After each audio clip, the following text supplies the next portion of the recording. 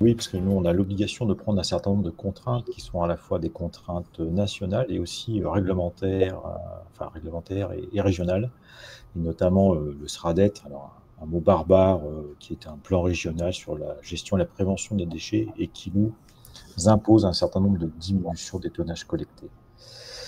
Donc, fort de tout ça, le site Homme Rallye entend se consacrer aux déchets des ménages. Et quand je dis ça, c'est à l'exclusion des professionnels. Donc, comme vous l'aurez bien compris, nous n'envisageons pas de collecter le biodéchet des professionnels. Et c'est là qu'est tout l'intérêt de ce webinaire, c'est de savoir, vous, professionnels, quelles sont les solutions qui s'offrent à vous. Et là, je vais laisser la parole aux différents intervenants, à mes collègues Laura et Véronique qui vont vous accompagner pendant tout ce webinaire. Vous m'excuserez, je risque de vous quitter à un moment ou à un autre. En tout cas, bon webinaire à vous et bonne journée. Merci Thierry. Merci Thierry. Du coup, on va laisser la parole à Lucas Baudet de l'association Récup et Gamel qui va nous partager sa présentation. Bonjour à tous, merci.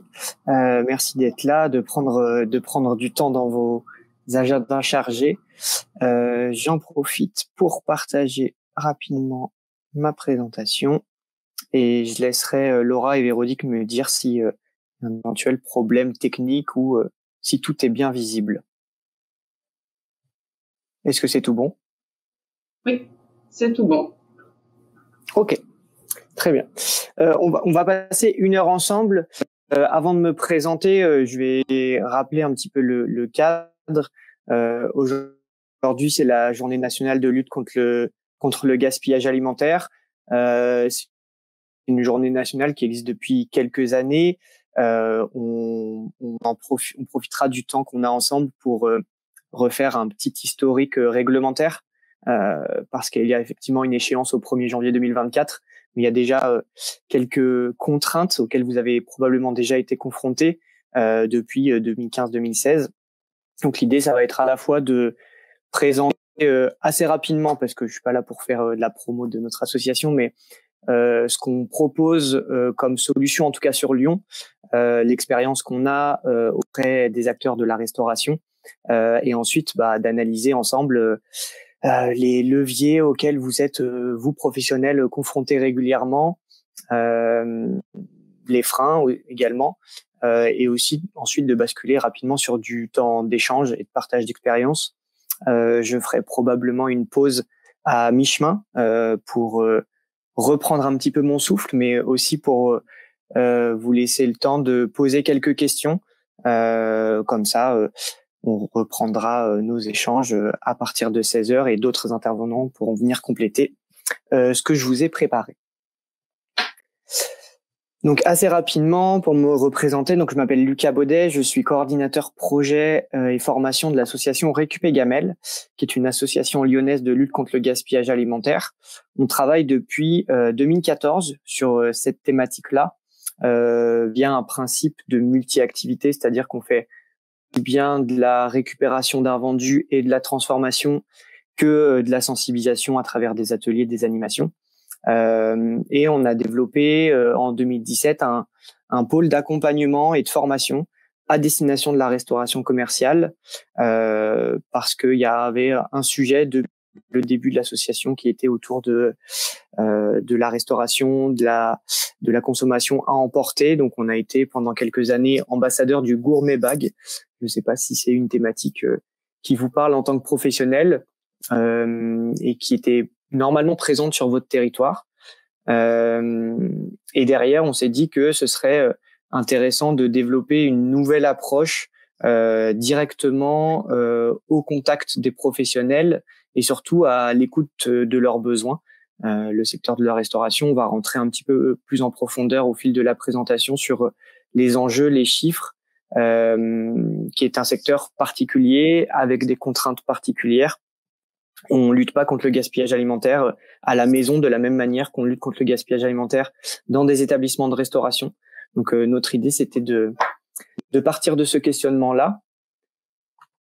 Une des dernières briques d'activité qu'on a développées, on a ouvert en 2022 un restaurant anti-gaspi et solidaire sur le territoire lyonnais, qui va être complété par un deuxième lieu sur le 8e arrondissement, où l'idée c'est de pousser quelques curseurs de cette démarche anti-gaspi. C'est des restaurants qui sont conçus quasi uniquement à partir d'invendus alimentaires. En tout cas, les assiettes qu'on propose et les menus qu'on propose sont faits uniquement à partir de ce qu'on récupère auprès de nos partenaires. Le tout dans une démarche zéro déchet. Donc, voilà, l'idée, c'est de pousser quelques curseurs pour nous aussi se confronter à ces enjeux, à ces contraintes et à ces problématiques liées à la gestion des déchets. Et avant de rentrer dans le vif du sujet, je voulais quand même qu'on se remette d'accord sur ce qu'était le gaspillage alimentaire et où on en était au niveau français. On a la chance d'avoir une loi anti-gaspi qui est présente depuis 2014-2015, donc qui s'appelait la loi Garot. On peut reconnaître à l'État français cette envie de s'engager contre le gaspillage alimentaire assez tôt. Je crois qu'on était le premier pays d'Europe à légiférer. Donc ce principe de légiférer, il est important parce qu'il a permis de poser un constat et de poser une définition. Donc là, la définition que vous avez sous les yeux, c'est celle qui a été mise dans la loi, mais qui est maintenant partagée au niveau des Nations Unies, qui est toute nourriture destinée à la consommation humaine qui, à une étape de la chaîne alimentaire, va être perdue, jetée ou dégradée. Cette définition, elle est importante d'une part parce qu'elle pose les mots de ce contre quoi on va lutter, mais elle est aussi là pour nous questionner sur les contours de cette thématique anti-gaspillage alimentaire.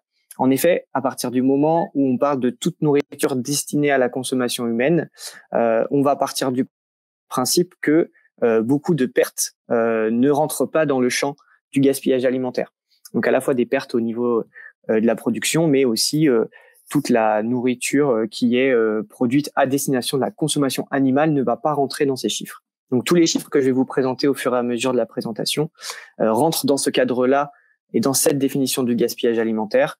Typiquement, pour vous donner un exemple assez rapide et qui nous permet un peu de contester cette définition, c'est de se dire, si on jette des épluchures de carottes ou des carottes dans notre compost, c'est considéré comme du gaspillage alimentaire si on prend cette définition de manière pure et parfaite. On peut aussi imaginer des formes de circularité, mais voilà un petit peu d'où on part.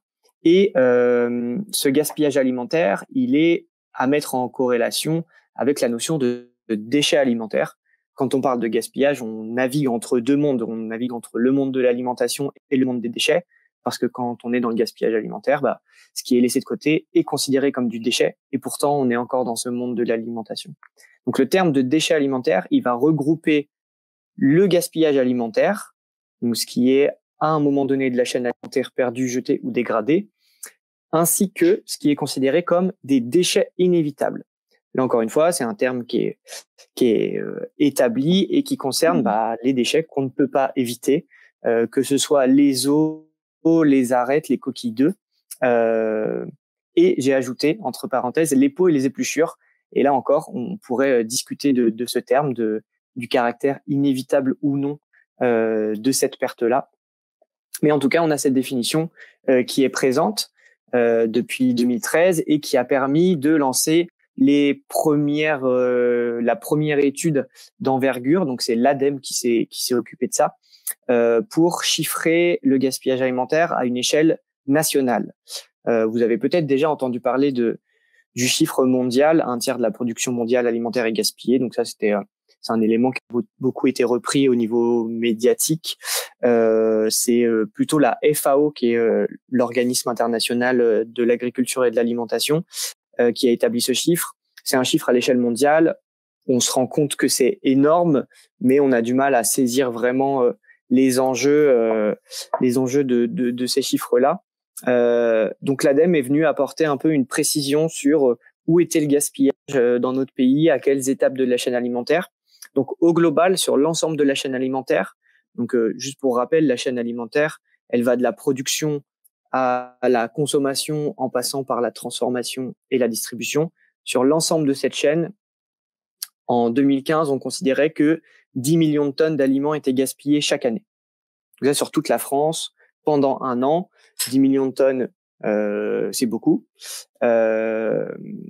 C'est à la fois un enjeu quantitatif. 10 millions de tonnes, ça veut dire que ça a un impact logistique, mais ça a aussi un impact économique.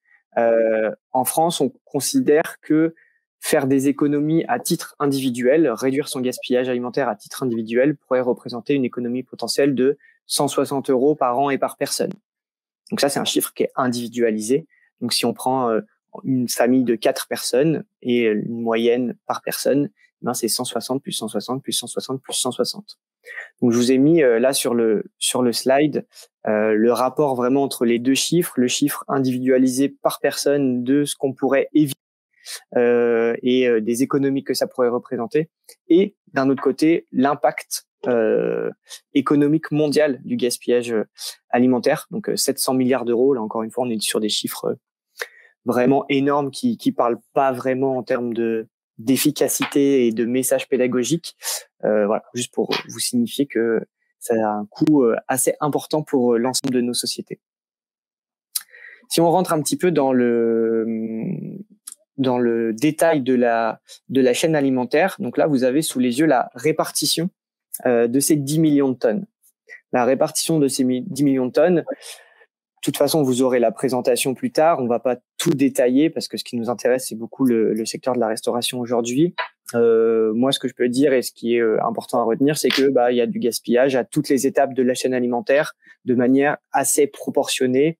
Un tiers en bout de chaîne, un tiers en fin de chaîne, et le tiers restant est au milieu de la chaîne.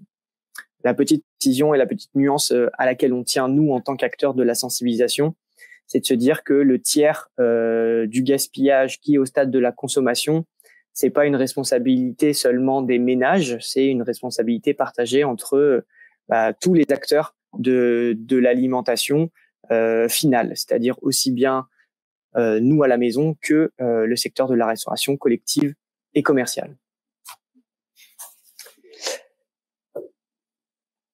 Les chiffres que je vais vous montrer maintenant, ils sont un mix entre les chiffres de l'ADEME et certaines études spécifiques à la restauration, mais également des études qui viennent de l'UMI, de l'Union des métiers des industries et l'hôtellerie.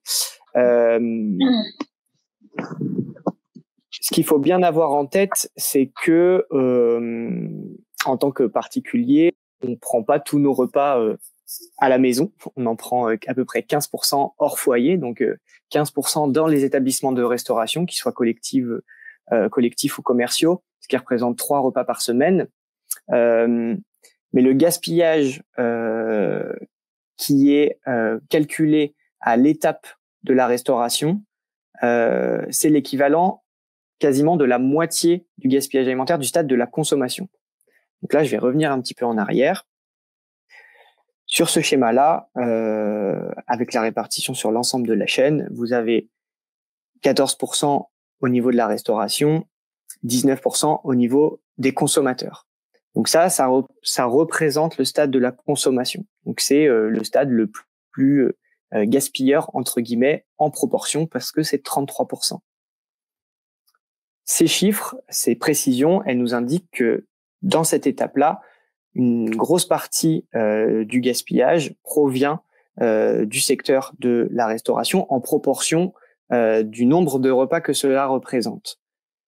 Ce qui nous amène à un chiffre d'une multiplication de à peu près par 4 du gaspillage. Donc on considère que le gaspillage est 4 fois plus élevé en restauration qu'à la maison. Donc ça, c'est les chiffres qui sont établis depuis quelques années.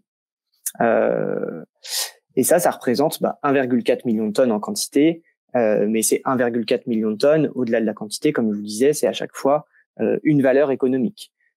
Donc en moyenne, c'est comme si on perdait dans le secteur de la restauration 14% de nos achats.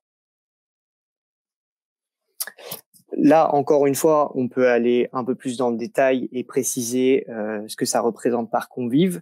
Ça, c'est un chiffre qui est assez intéressant, qui est une moyenne à la fois pour la restauration collective et la restauration commerciale. Alors, en fonction des études, il y a des variabilités plus ou moins importantes, mais on considère que le gaspillage alimentaire, donc hors déchets inévitables, hors biodéchets, c'est 130 grammes par convive et par repas.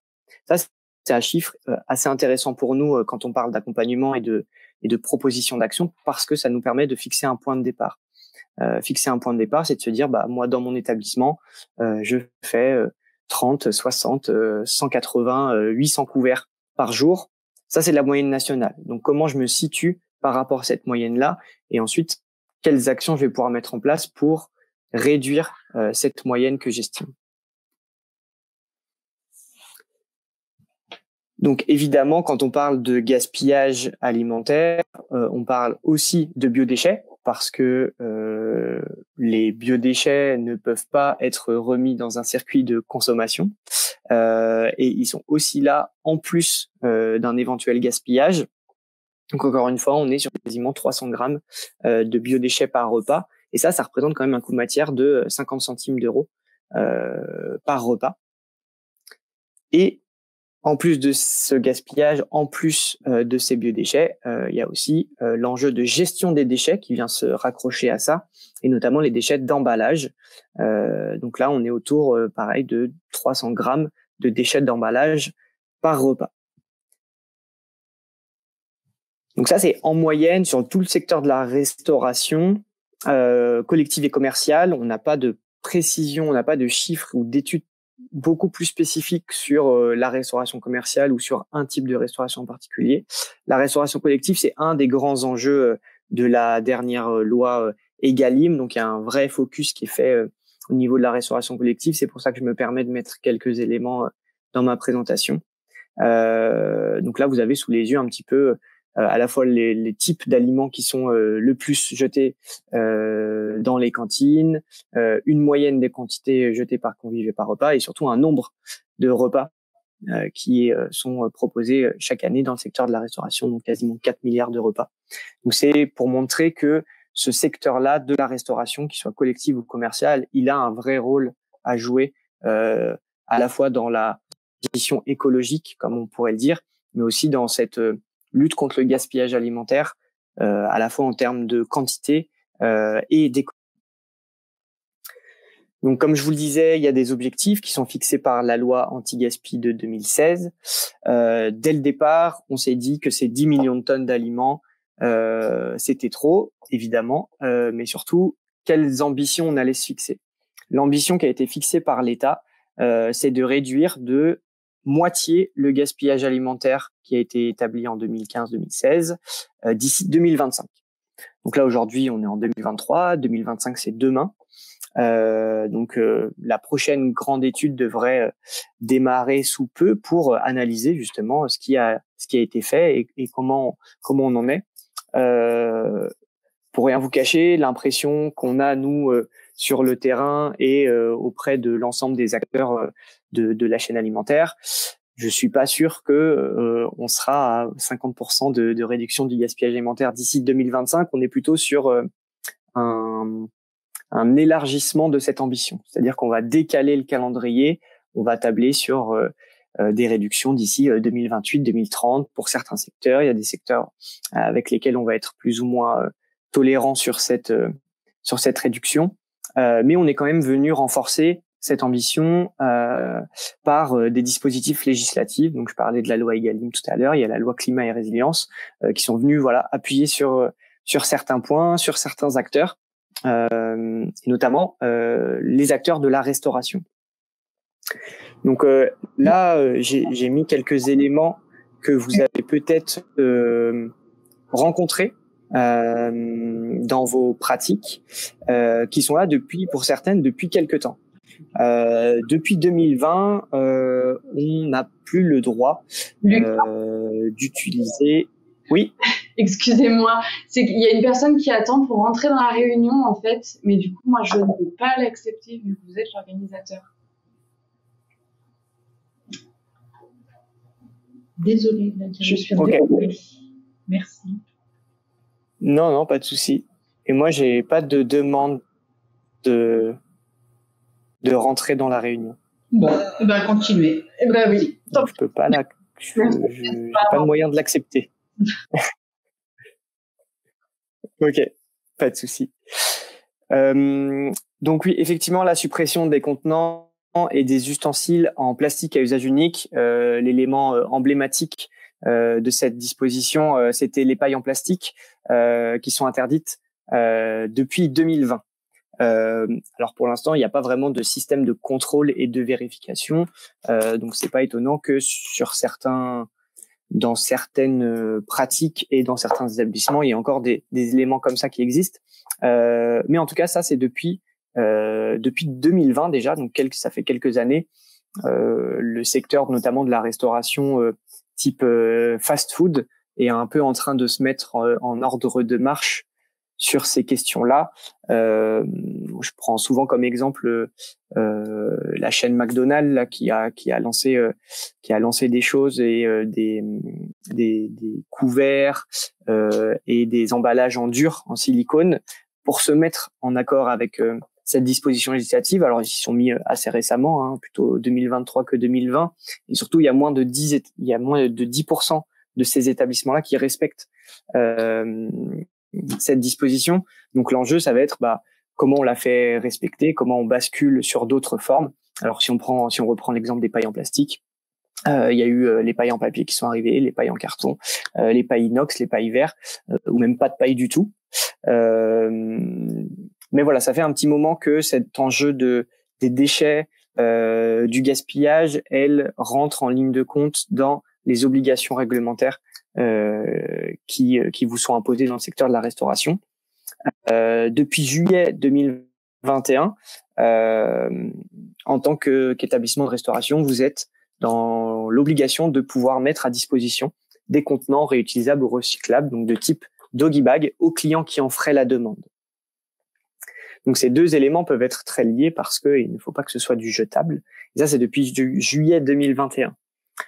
Nous, quand on a commencé à travailler sur ce sujet, c'était en 2014, au moment du lancement de l'association. Comme je vous le disais, on a renforcé ça en 2017 en lançant un accompagnement.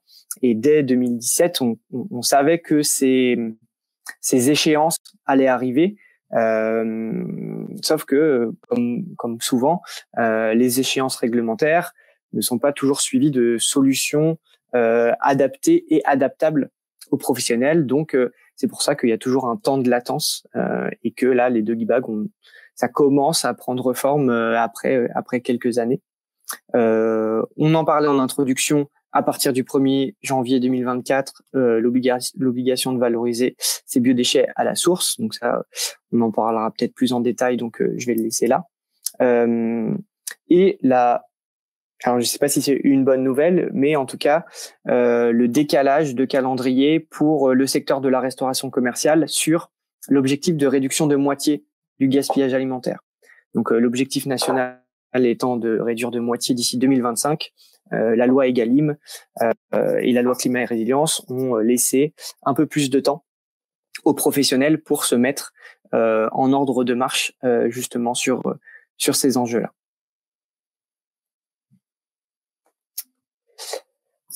Donc, ce qu'on a développé sur le territoire de la métropole de Lyon et qu'on a pu expérimenter sur un autre territoire avec d'autres enjeux, donc c'était dans le Puy-de-Dôme en lien avec un syndicat de gestion des déchets. C'est une méthodologie d'accompagnement donc qui est à disposition des établissements de restauration. Comme je vous disais, hein, moi je suis pas là pour faire la promotion et je suis pas sûr que si tous les restaurants de l'Allier nous aient une demande, on pourrait y répondre. Mais c'est simplement pour vous montrer la trame qui peut être reprise de manière assez autonome par des établissements qui souhaitent s'engager dans ces pratiques-là. Donc un rendez-vous de diagnostic, un état des lieux des pratiques, c'est vraiment un moment assez important. C'est aussi pour ça que je me permets de vous donner beaucoup de chiffres. C'est pour se dire en fait d'où on part, et à partir du moment où on se pose la question d'où on part, ce sera beaucoup plus facile d'adapter des solutions à la fois à nos contraintes, mais aussi à l'ambition qu'on se fixe en tant qu'établissement et qui ne concerne pas forcément que le gaspillage alimentaire. Donc nous, quand on rencontre les restaurateurs, on balaye vraiment l'ensemble des pratiques, à la fois les enjeux d'approvisionnement, de gestion des stocks, évidemment de techniques de cuisine, mais on n'est pas là pour apprendre aux professionnels à cuisiner. On est là pour partager des astuces, pour partager des recettes, etc. Mais l'important, c'est que ce soit bien intégré dans le fonctionnement d'un établissement, mais aussi ensuite d'aller vers l'ensemble de l'enjeu de la gestion des déchets. Donc aussi bien du tri que de ce qu'on appelle désormais le biodéchet, et surtout de mettre en lien les professionnels avec des acteurs autour d'eux qui peuvent répondre à leurs enjeux spécifiques. Une asso lyonnaise qui fait du compost et de la récupération de biodéchets ne pourra pas répondre à des enjeux qui sont à un autre territoire. Donc c'est assez important aussi d'être en capacité de se mettre en relation avec ce qui existe sur le territoire de chaque établissement. Donc une fois qu'on a fait cet état des lieux, l'idée c'est vraiment de partir sur des actions à développer, à mettre en place. Donc nous, notre recul et notre expérience nous permet d'estimer que en prenant entre 1 heure et 2 heures par semaine pour ces actions-là spécifiques, on commence à avoir des résultats à la fois chiffrés et des bénéfices économiques. Donc je vous montrerai tout à l'heure quels sont les enjeux économiques de s'engager dans une réduction du gaspillage alimentaire, quelles économies ça pourrait représenter, en sachant que ce sont des économies potentielles et des économies d'échelle qui vont toucher vraiment l'ensemble des pratiques. Et derrière, pour nous, le plus important aussi, ça va être le suivi, parce que l'idée, c'est pas de laisser des professionnels mettre en place des choses et un changement d'équipe, un changement de cuisinier, un changement d'équipe en salle, c'est des choses qui mettent à mal une dynamique de changement. Donc l'idée, c'est d'être en capacité de suivre sur le terrain. Il y a d'autres outils dont on va parler qui vous permettent de faire en fait cet accompagnement, mais de manière assez autonome. Donc nous, ce qu'on apprécie, c'est être au contact pour être aussi en support et si besoin de remettre un petit peu un coup dans la machine, et ne serait-ce que pour comprendre pourquoi certaines actions fonctionnent mieux que d'autres dans des établissements. Si ça fonctionne à un endroit, normalement ça peut fonctionner à un autre endroit, mais ça peut pas fonctionner exactement de la même manière. Donc l'idée, c'est vraiment d'adapter ça à chaque fois. Et ensuite, au final, d'évaluer ensemble ce qui s'est passé durant cet accompagnement. Cette évaluation, elle est assez nécessaire parce qu'elle permet d'appuyer sur l'enjeu de valorisation d'une démarche. Quand on s'engage dans des actions de réduction du gaspillage alimentaire, ça peut être pour plein de raisons, pas seulement des raisons écologiques, environnementales et militantes, mais aussi parce que ça peut représenter une économie, parce que ça permet de faire évoluer des cartes, parce que la clientèle y est de plus en plus sensible. Donc voilà, et c'est plein d'éléments qui nous encouragent à continuer ce genre d'accompagnement. Et pour être un peu plus concret, pour vous donner un ordre d'idée des actions qu'on développe avec les acteurs de la restauration, je vous ai mis que des actions dont vous pouvez vous inspirer et que vous avez déjà probablement déjà fait pour certains. Et nous, le point de départ pour estimer un petit peu la quantité de déchets, de biodéchets et de gaspillage qui est généré par établissement, c'est de mettre en place des pesées autonomes au sein des cuisines ou même au sein de la salle. Plus on va avoir du chiffre, plus on va avoir des remontées d'informations, plus on pourra être précis sur les endroits sur lesquels on peut vraiment agir. Quand on nous demande les résultats de nos accompagnements, on a l'habitude de prendre un exemple. Alors j'espère que il vous parlera. On a accompagné un restaurant de type grosse brasserie avec plusieurs établissements un peu partout en France. Donc nous, on a travaillé essentiellement sur un établissement de la périphérie lyonnaise. Et on pouvait pas bouger la carte, on pouvait pas bouger les approvisionnements. Il y avait beaucoup de turnover dans les équipes. En fait, il y avait plein de choses contraignantes sur lesquelles, en fait, nous, on pouvait rien faire en termes d'accompagnement et on pouvait pas les bouger. Mais en fait, quand on a fait cette première action de peser, d'identification des sources de déchets, des sources de gaspillage, on avait vu en salle et à la plonge que l'accompagnement des plats, c'était ce qui revenait le plus souvent au sein des bacs. Et tout notre accompagnement, durant 8-9 mois, il a consisté à travailler sur la réduction de la portion de frites au sein de cet établissement. Alors, ça peut paraître anecdotique comme ça, de passer autant de temps sur cet enjeu-là, mais il faut bien saisir que cet établissement qui faisait entre 150 et 200 couverts par jour, en fait, changer des pratiques dans ce genre d'établissement, ça demande beaucoup de temps. Et surtout, ça représente des économies d'échelle assez énormes de réduire de 20 grammes une portion de frites. Ça change le discours des serveurs parce que auparavant, la portion de frites supplémentaire, elle coûtait 2 €. Mais maintenant, si on la fait gratuite sur demande, les clients vont se sentir un peu plus valorisés, etc. Et en fait, à partir du moment où la portion de frites a été réduite, le gaspillage a été complètement réduit aussi au niveau de la salle, au niveau de la plonge. Et ça représente une économie d'échelle assez importante. Et ça peut se faire qu'en complément d'une formation et d'une sensibilisation des équipes, parce que ça change le discours, ça change la manière dont on travaille. Et ça peut aussi changer, donc là on pouvait pas le faire avec cet établissement, mais ça peut aussi changer la manière dont on va aller chercher nos fournisseurs et nos approvisionnements. Donc une grosse partie du travail qu'on propose, c'est aussi de se dire, en fait, travailler sur l'aval et qu'est-ce qui nous reste à la fin dans notre travail, mais aussi sur en fait à partir de quoi on travaille. Et ça rentre vraiment dans les enjeux d'alimentation durable qu'on défend. Plus on va aller vers des produits qui nous plaisent à la fois de travailler, plus on va être en lien avec nos fournisseurs, etc., moins on sera à même de les perdre et de les gaspiller. Donc ça passe à la fois par du partage technique, justement, de recettes, etc., mais aussi de services partenariaux, comme je vous le disais. Donc ça peut toucher l'ensemble d'un établissement. Ça passe par diagnostic énergie, ça peut passer sur la consommation de l'eau, etc. Donc en fait, les pertes et les moyens d'actionner des leviers pour éviter de gaspiller de la ressource sont multiples. Donc ça veut dire que les actions potentielles sont multiples. Il faut simplement se mettre dans une méthodologie où on va y aller étape par étape. Et j'ai prévu de vous faire un focus boulangerie. Je ne sais pas s'il y a certains professionnels de ce secteur-là. Je vais arrêter mon partage d'écran pour faire une petite pause et prendre éventuellement quelques questions.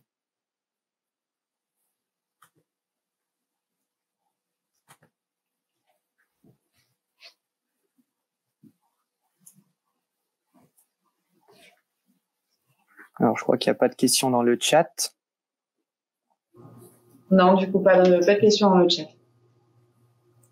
Ok. Je reprends. Avec un focus sur les boulangeries. Qui dit Journée nationale de lutte contre le gaspillage alimentaire dit que il y a du gaspillage alimentaire à toutes les étapes. Ce qui est valable pour la boulangerie peut très bien fonctionner pour le secteur de la restauration parce que le pain reste l'un des aliments les plus gaspillés. C'est une typologie d'aliments qui est assez différente de ce qu'on peut trouver avec d'autres familles d'aliments. Tout ça pour dire que encore plus sur les boulangeries, on n'a pas de recul sur qu'est-ce qui se gaspille, pourquoi ça se gaspille, tout simplement parce que c'est compliqué de faire des études ciblées et chiffrées. À la fois, les professionnels soit ne répondent pas, soit considèrent manquer d'expertise, soit tout simplement ne se sentent pas concernés par le sujet du gaspillage alimentaire.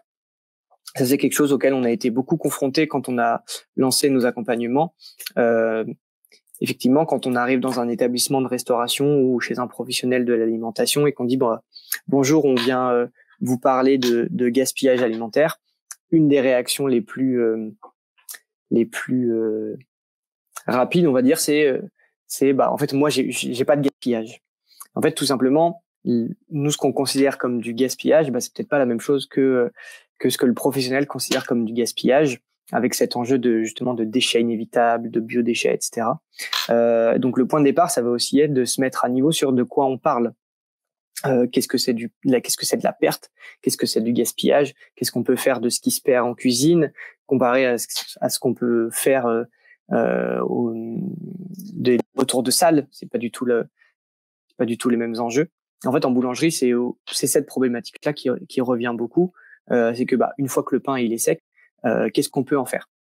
Or, on sait que toutes les boulangeries ou les épiceries qui vendent du pain jettent de manière assez régulière et systématique du pain, des viennoiseries, etc. Donc, une des solutions qu'on propose et qu'on a développé, qu'on a expérimenté, qui est pas encore une fois qui est pas un instant promo parce que c'est pas nous qui avons développé ça. Vous avez peut-être déjà entendu parler de cette machine qui s'appelle le crumbler, qui est une sorte de gros mixeur pour broyer du pain de la veille, du pain vendu, du pain sec, et en refaire de la chapelure. Ce que je trouvais intéressant de mentionner avec cet élément, c'est que pour une grande partie des aliments qu'on laisse partir, qu'on jette, qu'on gaspille, c'est surtout une question de réutilisation. On peut pas le réutiliser en l'état, donc c'est ce qui fait que ça va se jeter. Tandis que si on trouve une manière de le revaloriser, de le réutiliser, en fait, ça nécessite de remettre en place une organisation, de remettre en place des processus, de remettre en place des protocoles. Et effectivement, ça peut être du temps supplémentaire, de l'énergie supplémentaire à mettre, ou de l'investissement, typiquement pour le crumbler.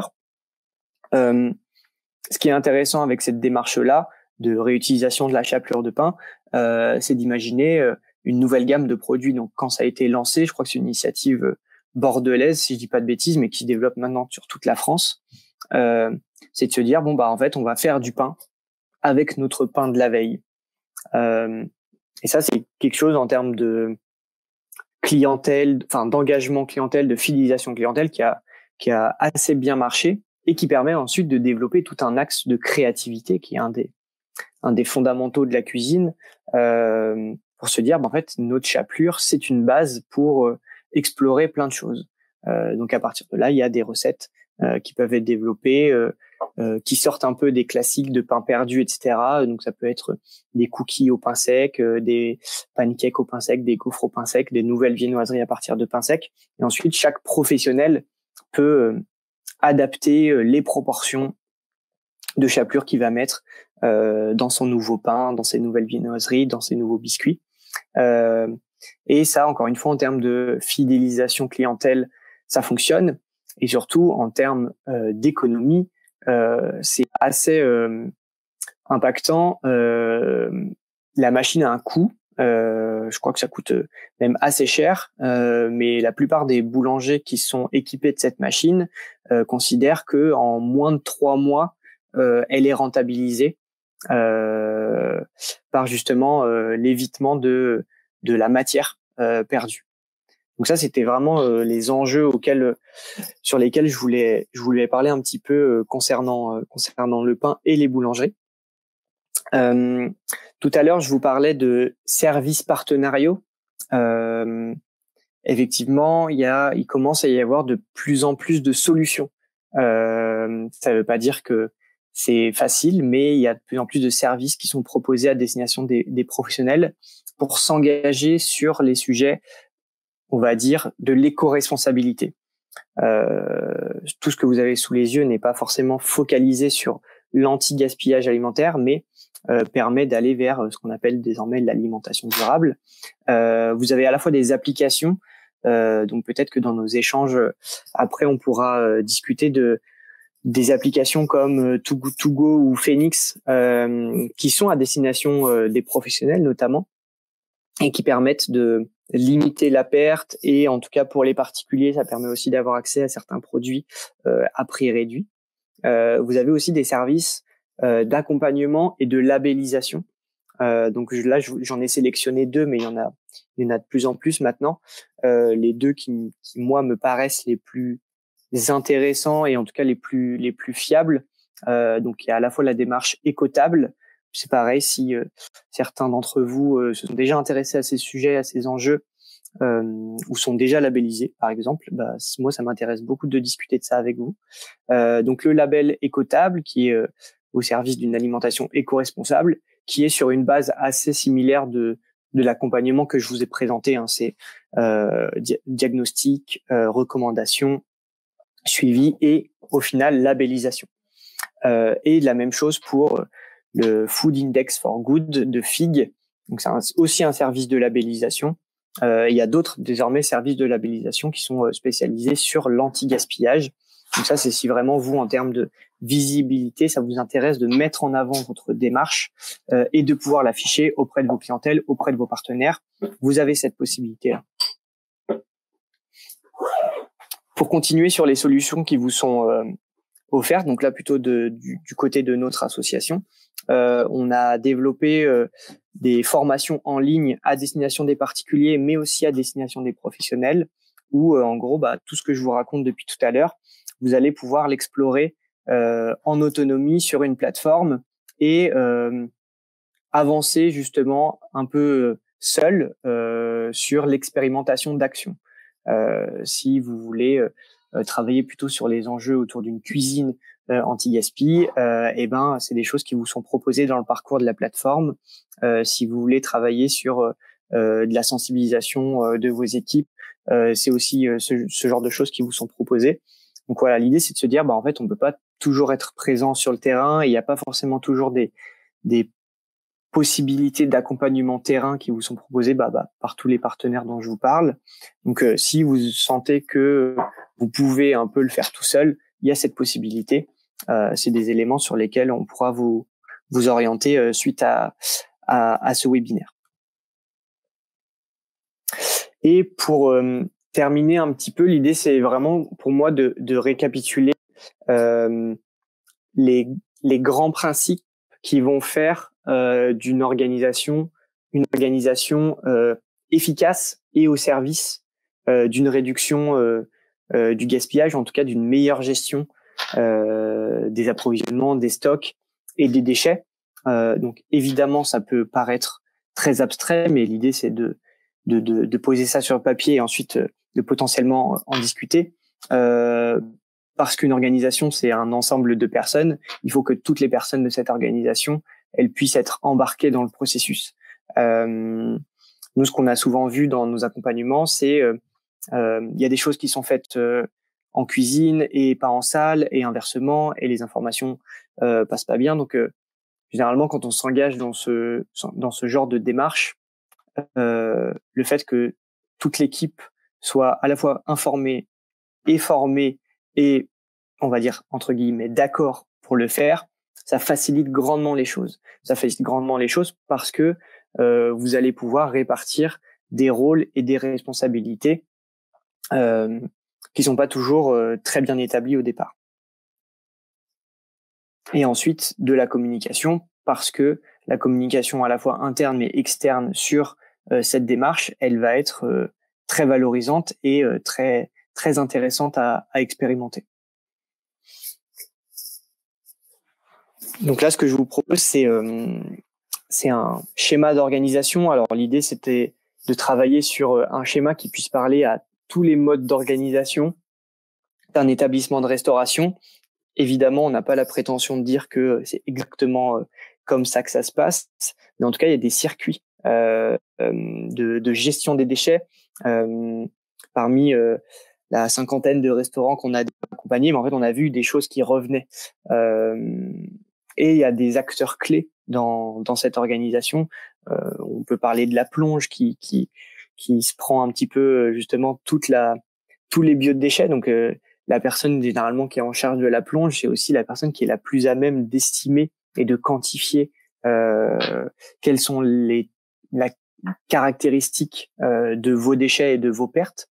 Mais il y a aussi les retours de salle qui sont assez importants et souvent la gestion de la gestion logistique, on va dire, de comment on amène les déchets d'un point A à un point B. Et ça, faut pas négliger cet aspect-là, qui peut parfois paraître comme une surcharge par rapport à nos missions et à nos tâches, mais qui est en fait complètement intégré dans nos organisations. Le fait de gérer nos déchets en tant que professionnel, en fait, ça fait partie de notre organisation. Sauf que pendant longtemps, on les a vraiment relégués et mis de côté en disant c'est en plus ou c'est à côté. Et en fait, essayer de remettre ce circuit-là dans une organisation, ça facilite grandement sa réduction. Ce que vous avez sous les yeux désormais, c'est un peu ce que vous retrouvez dans le parcours de nos formations numériques, qui concerne un petit peu la mise en mouvement, la mise en action, l'engagement. C'est de se dire en fait là, moi j'ai envie de travailler sur telle action, j'ai envie de travailler sur une action en cuisine. Quelle typologie de déchets je vais essayer de réduire? Est-ce que c'est du biodéchet? Est-ce que c'est du déchet plastique? Est-ce que c'est du déchet carton? Et l'idée, c'est ensuite de vous proposer une sorte de gamme d'ambition entre des actions qui sont assez faciles normalement à mettre en place et des actions qui sont plus ambitieuses. Donc typiquement, en cuisine, pour reprendre cet exemple-là, une des premières choses qu'on peut faire, c'est trier et peser séparément l'ensemble de nos déchets. C'est pas pour rien que c'est une des premières actions qu'on propose dans nos accompagnements. Pour aller ensuite jusqu'à un partenariat pour la revalorisation des biodéchets. Donc ça, en gros, l'idée, c'est de mettre une petite action assez facile à mettre en place, une autre action un peu plus ambitieuse. Ambitieuse parce que ça va demander probablement un peu plus de temps, un peu plus d'énergie, un peu plus d'investissement. Quand on va parler de biodéchets et de tri et de valorisation à la source des biodéchets au 1er janvier 2024, en fait, en fonction des solutions qui vous seront proposées, ça aura peut-être un coût, ça aura peut-être un impact sur l'organisation de vos espaces poubelles, sur du coup l'organisation de vos processus de gestion des déchets. Donc il faut pas négliger toutes ces contraintes-là, parce que plus on les identifie, plus on pourra les lever facilement. Et ça marche avec d'autres thématiques, comme sur l'approvisionnement, sur le lien avec les fournisseurs auxquels on peut rendre des cagettes ou pas, le système de consigne qui peut s'appliquer avant d'aller éventuellement vers un système 100% vrac et zéro emballage. Donc là, c'était vraiment pour montrer jusqu'où on pouvait pousser les curseurs. Il y a certains établissements qui peuvent le faire, mais après justement de longues années de mise en pratique, d'expérimentation, il y a des choses qui marchent, il y a des choses qui marchent pas. Il y a des choses pour lesquelles une organisation est assez mature pour le faire et d'autres où ça va prendre un peu plus de temps. Donc l'idée, c'est aussi de pas trop se prendre à la tête sur ces enjeux-là pour s'adapter et pas partir trop vite et risquer l'essoufflement et de perdre les actions parce que en fait on a mis trop d'énergie à un moment donné et on n'arrive pas à les installer dans le temps. Donc c'est il y a beaucoup de choses qui sont possibles, mais c'est vraiment à vous en tant que professionnel, en équipe, de décider par quoi on va commencer et d'y aller étape par étape, parce que ça va probablement prendre un peu plus de temps, un peu plus d'énergie, ça va changer des choses, changer des manières de faire, et ça, faut pas négliger le fait que, c'est pas si simple.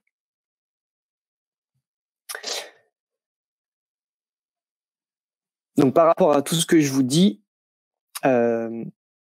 je solliciterai vos réactions à la fin de ce webinaire, justement.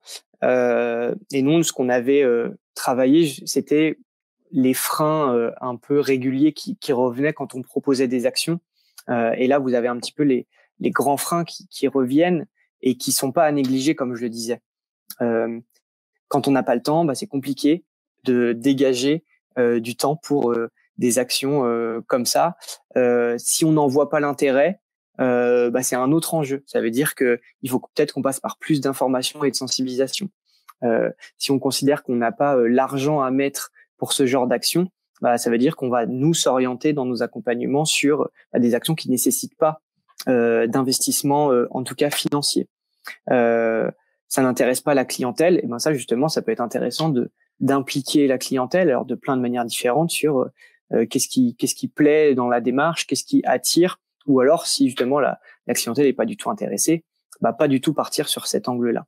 Donc ça, c'est les freins que nous, on a identifiés et qu'on aide à lever pour certains professionnels. Ça permet, voilà, encore une fois, d'être le plus adaptable possible dans ce qu'on va venir proposer. Et ça, c'est des éléments que vous retrouvez justement dans le parcours de formation en ligne. Peut-être m'arrêter sur qu'est-ce que j'y gagne. Je vous en parlais tout à l'heure. Engager des réductions, engager des actions de réduction du gaspillage alimentaire, une meilleure gestion des déchets. On estime, et là pour le coup c'est pas nous Récupé Gamelle et moi Lucas qui estime que, c'est l'UMI qui estime que ça pourrait représenter une économie potentielle entre 10 et 20 centimes d'euros par couvert. Donc en fonction de votre fonctionnement, de votre établissement, vous faites un calcul assez rapide. Si vous faites 50 couverts par jour, quelles économies ça pourrait représenter? Est-ce que c'est un axe qui est très important et qu'il va falloir matérialiser sur un calcul à partir des factures, etc. Donc ça, c'est des choses qu'il faut bien avoir en tête. C'est que c'est pas seulement un enjeu d'engagement pour une transition alimentaire, pour une transition écologique, c'est un enjeu économique pour vos organisations et pour vos structures.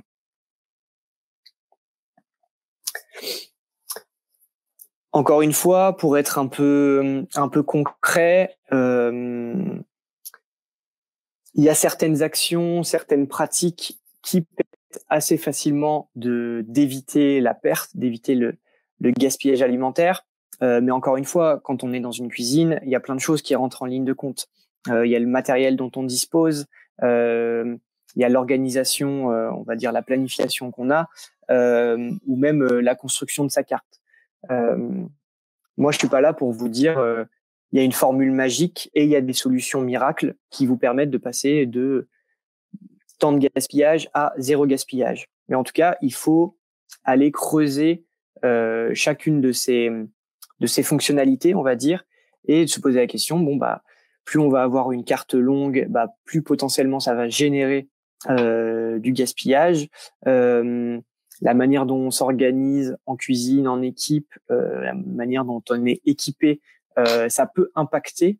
Donc c'est pour ça que pour nous c'est assez essentiel de voir cette gestion du gaspillage et des déchets dans l'organisation concrète et directe d'un établissement. Et là, je voulais terminer un peu par une partie un peu plus technique et créative. Donc encore une fois, moi je suis pas là pour vous expliquer comment il faut cuisiner. Je suis pas cuisinier de formation, je suis formateur de formation, on va dire. Mais l'idée, c'est de travailler justement avec des professionnels pour amener la technique. La technique, elle est pas seulement au service de la créativité, elle peut être au service aussi de l'anti-gaspi, mais ça va aussi venir impacter d'autres choses. Donc là, je vais vous proposer assez rapidement 3 exemples d'aliments qu'on peut utiliser quasiment en intégralité. Donc la première information que je vais vous donner, c'est que pour utiliser des aliments en intégralité, il faut privilégier des aliments qui sont le moins traités possible, en tout cas pour des produits comme ceux que je vais montrer, tout simplement parce qu'il y a des enjeux de santé aussi qui sont assez importants. Et quand on se retrouve avec des vers de poireaux ou des fans ou ce genre de choses, c'est celles qui sont le plus impactées par les pesticides qui sont utilisés par l'agriculture conventionnelle. Mais en tout cas, quand on a un poireau, on va tout de suite, notre œil, même en tant que consommateur, est habitué à voir du déchet dans le poireau, que ce soit la partie racine ou la partie feuille. On sait maintenant, grâce à des techniques de cuisine, qu'on peut utiliser en intégralité un poireau. Ça veut pas dire que chaque fois que vous allez avoir un poireau, il faudra faire ça.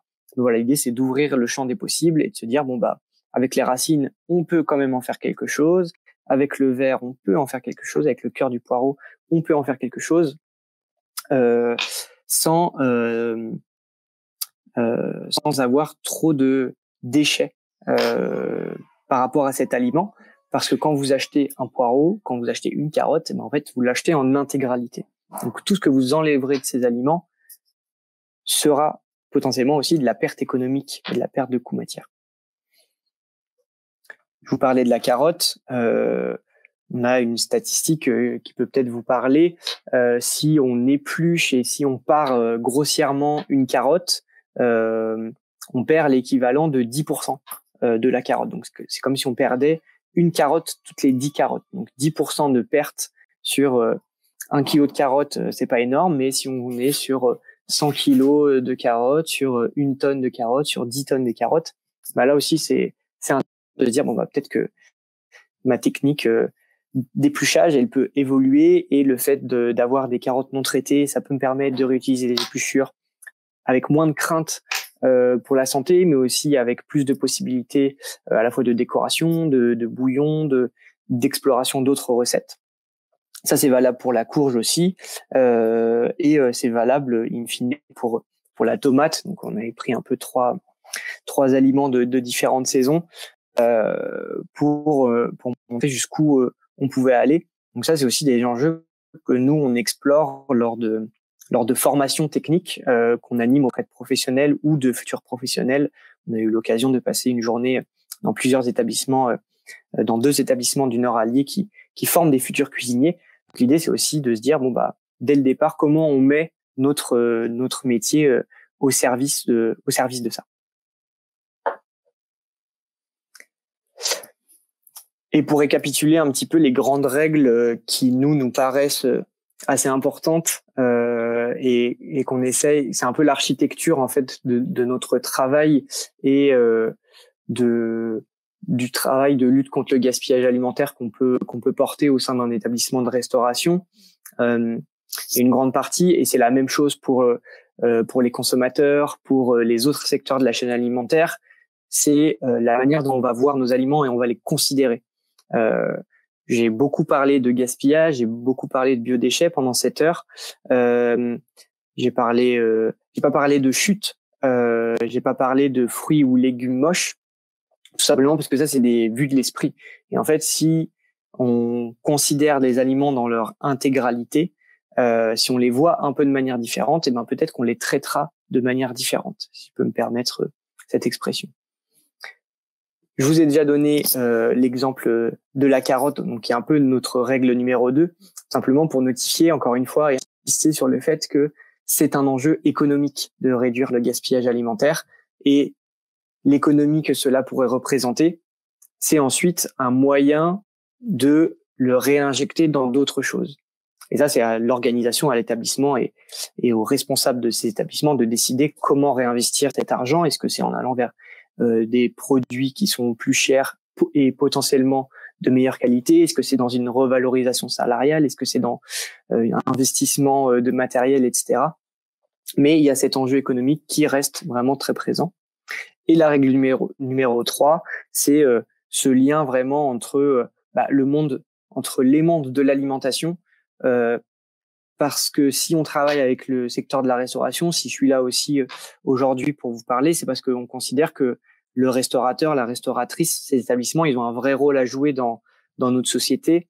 C'est un vrai vecteur de valorisation de nos métiers et surtout des aliments qui sont produits. Donc, en fait, grâce à une assiette, on peut faire bouger beaucoup de choses. Nous, on est persuadés de ça. On pense qu'il y a beaucoup de choses qui se passent autour d'une table. Il y a beaucoup de choses qui se passent dans les manières dont on s'alimente, dans les manières dont on consomme, et vous avez un vrai rôle à jouer dans ces enjeux-là, et c'est ce qu'on voulait mettre en valeur avec cette règle-là, et surtout le lien avec ceux qui produisent. Il y a ceux qui produisent et il y a ceux qui transforment. Et ce sont des métiers souvent dévalorisés, des métiers en tension. Et le fait d'insister là-dessus, de les revaloriser, ça nous permettra d'avancer de manière un peu plus juste et judicieuse pour tout le monde. Avec toujours cet objectif d'aller vers une alimentation de plus en plus durable. Donc nous, c'est un peu notre créneau et notre credo. Une alimentation plus durable, on peut y mettre plein de choses à l'intérieur. Est-ce que c'est la manière dont on produit? Est-ce que c'est la manière dont on traite les personnes qui sont dans cette chaîne alimentaire? En tout cas, pour nous, ça, c'est censé nous permettre d'aller vers une alimentation qui a du goût et qui a du sens. Et ça, c'est à nous et à vous professionnels de donner le sens qui vous paraît le plus pertinent à cette alimentation. Donc, on est au bout de cette présentation. J'espère qu'elle vous a plu et intéressé. Je vais arrêter mon partage d'écran et je vais prendre quelques questions. De toute façon, on va rester ensemble avec les autres intervenants pour essayer d'y répondre du mieux possible. Mais en tout cas, voilà, je vous remercie d'être présent et puis je vous dis à tout de suite pour quelques questions. Merci. Alors du coup, on n'a pas eu de questions dans le chat, mais n'hésitez pas si vous voulez prendre la parole, poser des questions, c'est le moment. Ou même lever la main et puis prendre, voilà, vous écouter de vive voix si vous avez des questions, des remarques. Non, il n'y a pas de levage de main. Ça a dû être très très clair du coup. Et bien... Si, il y a quelqu'un qui parle et qui lève la main, mais je crois que son micro est fermé, donc il faut peut-être qu'elle ouvre son micro et elle peut pas apparemment. Je la vois. Je me présente, donc j'ai un petit restaurant moi, donc j'ai déjà mis en place beaucoup de choses puisque c'est mon fonctionnement déjà en privé. Donc en fait moi j'ai quasiment pas de retour dans mes assiettes et je travaille sur des produits bio et en circuit court, etc., etc. Par contre, effectivement, il y a des déchets inévitables tels que des os de poulet ou de la peau de poulet. Du coup, que dois-je en faire? Enfin, est-ce que je mets en place un compost? Et si je mets en place un compost, est-ce que derrière, auprès de la commune, etc., comment ça va être traité en fait, tout ça? D'accord. Ben ça, effectivement, ça va plus venir dans la seconde partie de la présentation. D'accord. Effectivement, okay. Vous parlez des différents modes d'accompagnement. C'est vrai que Lucas était plutôt là pour parler sur toute la partie réglementation et gaspillage alimentaire. Et là, effectivement, la seconde partie, c'est beaucoup plus l'accompagnement qui peut vous être proposé des différents professionnels et le compostage en fait partie en fin de présentation. Donc, d'accord. Voilà. Okay. Mais peut-être ce qui peut être intéressant, vous avez dit que vous aviez mis pas mal de choses en place. Est-ce que vous avez des actions comme ça à partager qui vous ont permis d'arriver à une réduction des pertes? Eh ben, la réduction des pertes, c'est simplement que je cuisine moi-même, que je vais faire mes courses moi-même avec mon panier et non pas, je me fais pas livrer, donc c'est pas dans des blisters, etc.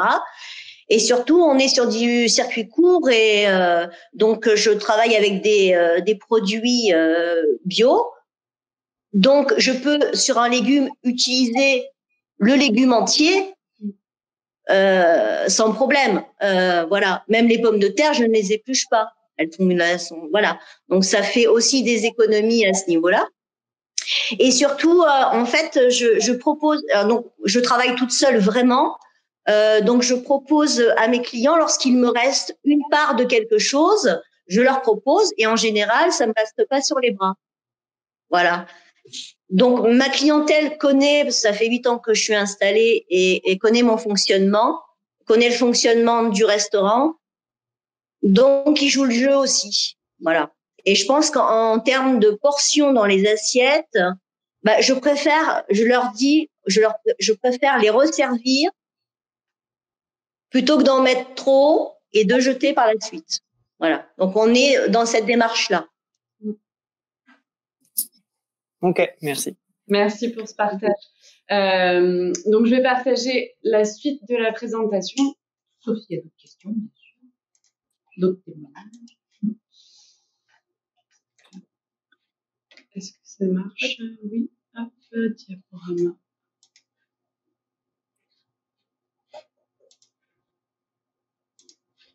Je descends encore un coup. Hop. Donc effectivement, il y a plusieurs acteurs qui existent pour vous accompagner dans la valorisation des biodéchets. Tout d'abord, les chambres consulaires, donc la chambre de commerce et d'industrie de l'Allier, la chambre des métiers et de l'artisanat de l'Allier, les entreprises de collecte de biodéchets, donc Ecovalim qui est présent aujourd'hui, et il existe également sur le territoire l'entreprise Taria avec Bionerval. Nous, Sictom Nord-Allier, effectivement, on peut vous accompagner plus sur une partie compostage. Et à savoir aussi qu'il y a les services de l'État, donc par le biais de la DDE-TSPP, qui peut vous donner des informations sur les élevages, en fait, agréés par la préfecture. Éventuellement, si vous voulez donner vos biodéchets à des élevages d'animaux. Mais par contre, c'est très réglementé et très contrôlé. Hop, je vais laisser la parole du coup à Thierry Boutet, qui est chargé de mission environnement à la CCI de l'Allier. Oui, merci. Donc oui, alors je vais essayer d'être assez bref par rapport à mes propos. Donc les chambres de commerce sont engagées dans l'accompagnement des entreprises sur la protection de l'environnement depuis maintenant quelques dizaines d'années.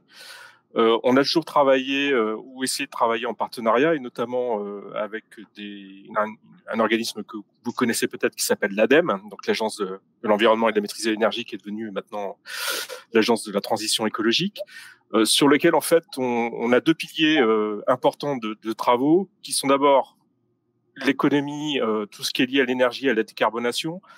Et je sais que les métiers de bouche sont aussi impactés par ce secteur-là. Et puis un autre pilier qui est un peu le sujet du jour, c'est-à-dire tout ce qui est mise en œuvre des modèles d'économie circulaire. Alors, faut pas prendre peur sur ces modèles-là, mais la gestion des déchets fait bien partie d'un ensemble, hein, comme ça a été dit, c'est-à-dire qu'il y a un ensemble de gestion qui est possible dans l'entreprise, et la prise en compte de la problématique de la gestion des déchets fait partie d'un pilier de l'économie circulaire sur lequel on peut vous accompagner. Si on regarde un peu dans le détail l'offre CCI, donc qui est la slide suivante, pareil, ne prenez pas peur. ce sont nos jargons. Mais en fait, vous retrouvez un peu les axes traditionnels d'accompagnement des consulaires sur les sujets. C'est-à-dire qu'on peut vous aider à faire des points, des bilans, des diagnostics par rapport au sujet, et vous orienter vers des partenaires ou des actions qui peuvent vous permettre de mettre en œuvre des solutions dans vos entreprises. Comme vous le voyez aujourd'hui, on est là aussi pour vous informer. On fait au mieux et au plus, sachant que les actualités en matière d'environnement sont nombreuses et multiples, sans parler du volet réglementaire qui pousse aussi énormément les chefs d'entreprise à s'adapter. Et puis, on est aussi capable d'accompagner sur des sujets de plus long terme, qui sont des accompagnements un peu plus lourds en formation, en financement, qui permettent de prendre un petit peu de temps, on va le dire comme ça a été dit, les démarches aussi se font pas en claquant des doigts, il faut se poser, il faut prendre le temps de la réflexion, trouver des axes.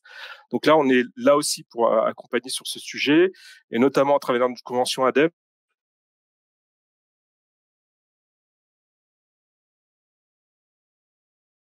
Ah. On vous entend plus. Oui.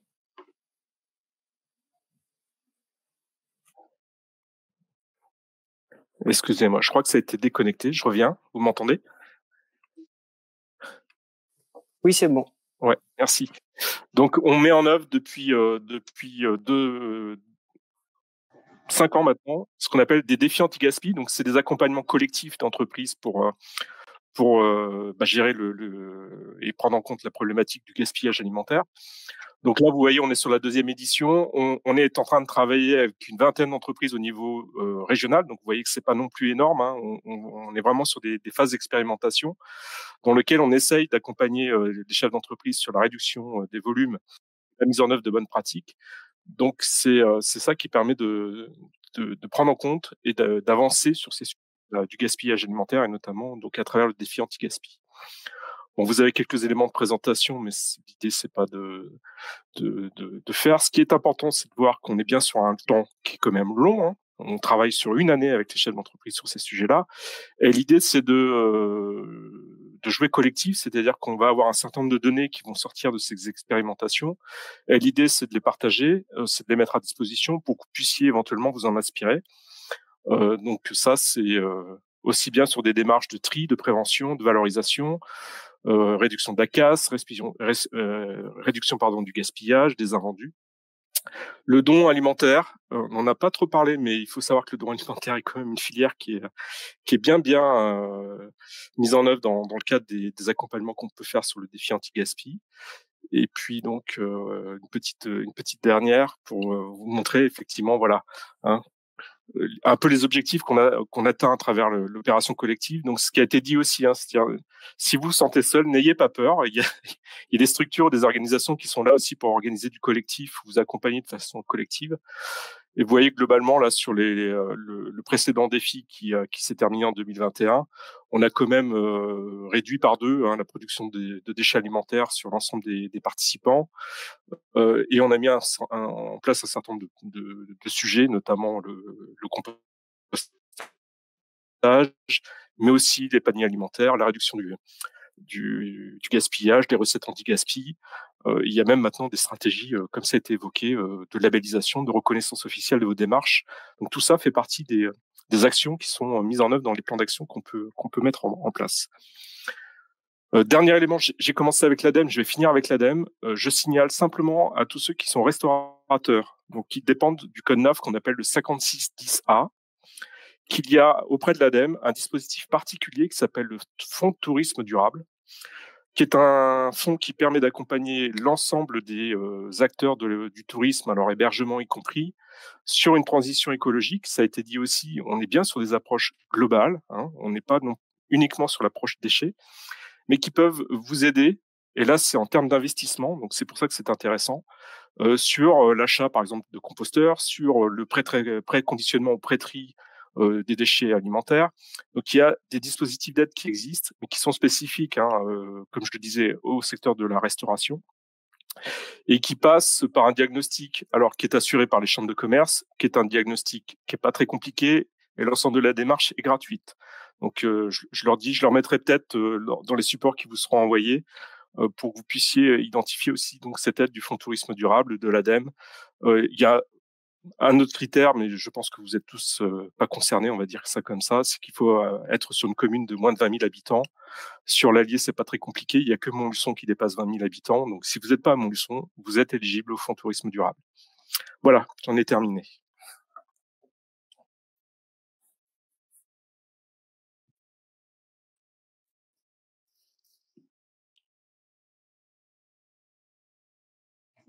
Donc Julie Gatignol, je suis conseillère entreprise environnement donc à la CMA de l'Allier sur l'agence de Vichy.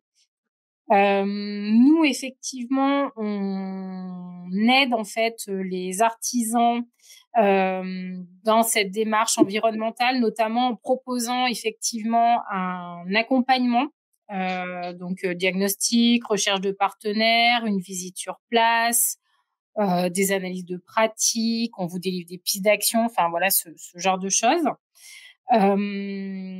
D'abord pour limiter les impacts environnementaux effectivement de vos entreprises, et ensuite pour s'adapter effectivement aux nouvelles exigences des consommateurs qui sont de plus en plus présentes.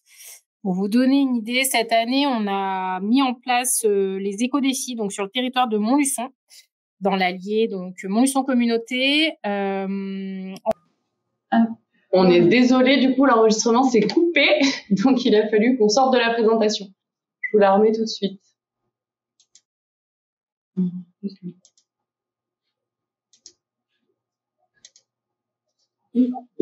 Donc pas de questions pour la CMA, tout est clair sur. Oui. Non, pas de questions. Bon, mais on va laisser la parole à Bruno Millot. Bonjour à toutes et à tous. Alors, je suis Bruno Millot. Je suis entrepreneur dans le réseau Ecovalim. Je vais vous expliquer en quoi ça consiste. Alors, Ecovalim est une société qui est spécialisée dans la collecte et le transport des biodéchets. Donc, en fait, c'est la solution clé en main pour les professionnels. Alors, je vais d'abord nous présenter sommairement, ensuite vous expliciter ce que c'est qu'une prestation pour un professionnel, et enfin, je terminerai par le plus important, sans doute, le tarif. Si on peut avancer.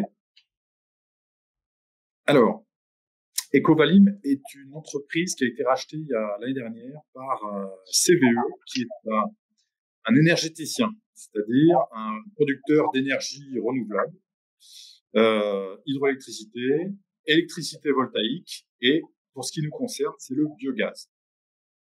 Pourquoi ? Parce que CVE installe des méthaniseurs et projette de mailler la France avec des méthaniseurs pour transformer non seulement les déchets agricoles, mais aussi les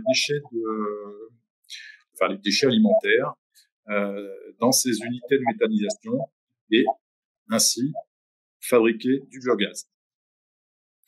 Alors, sa filiale Ecovalim est spécialisée, je vous le disais, dans l'approvisionnement des méthaniseurs en collectant auprès des professionnels leurs déchets alimentaires. Quand je dis les professionnels, ça va du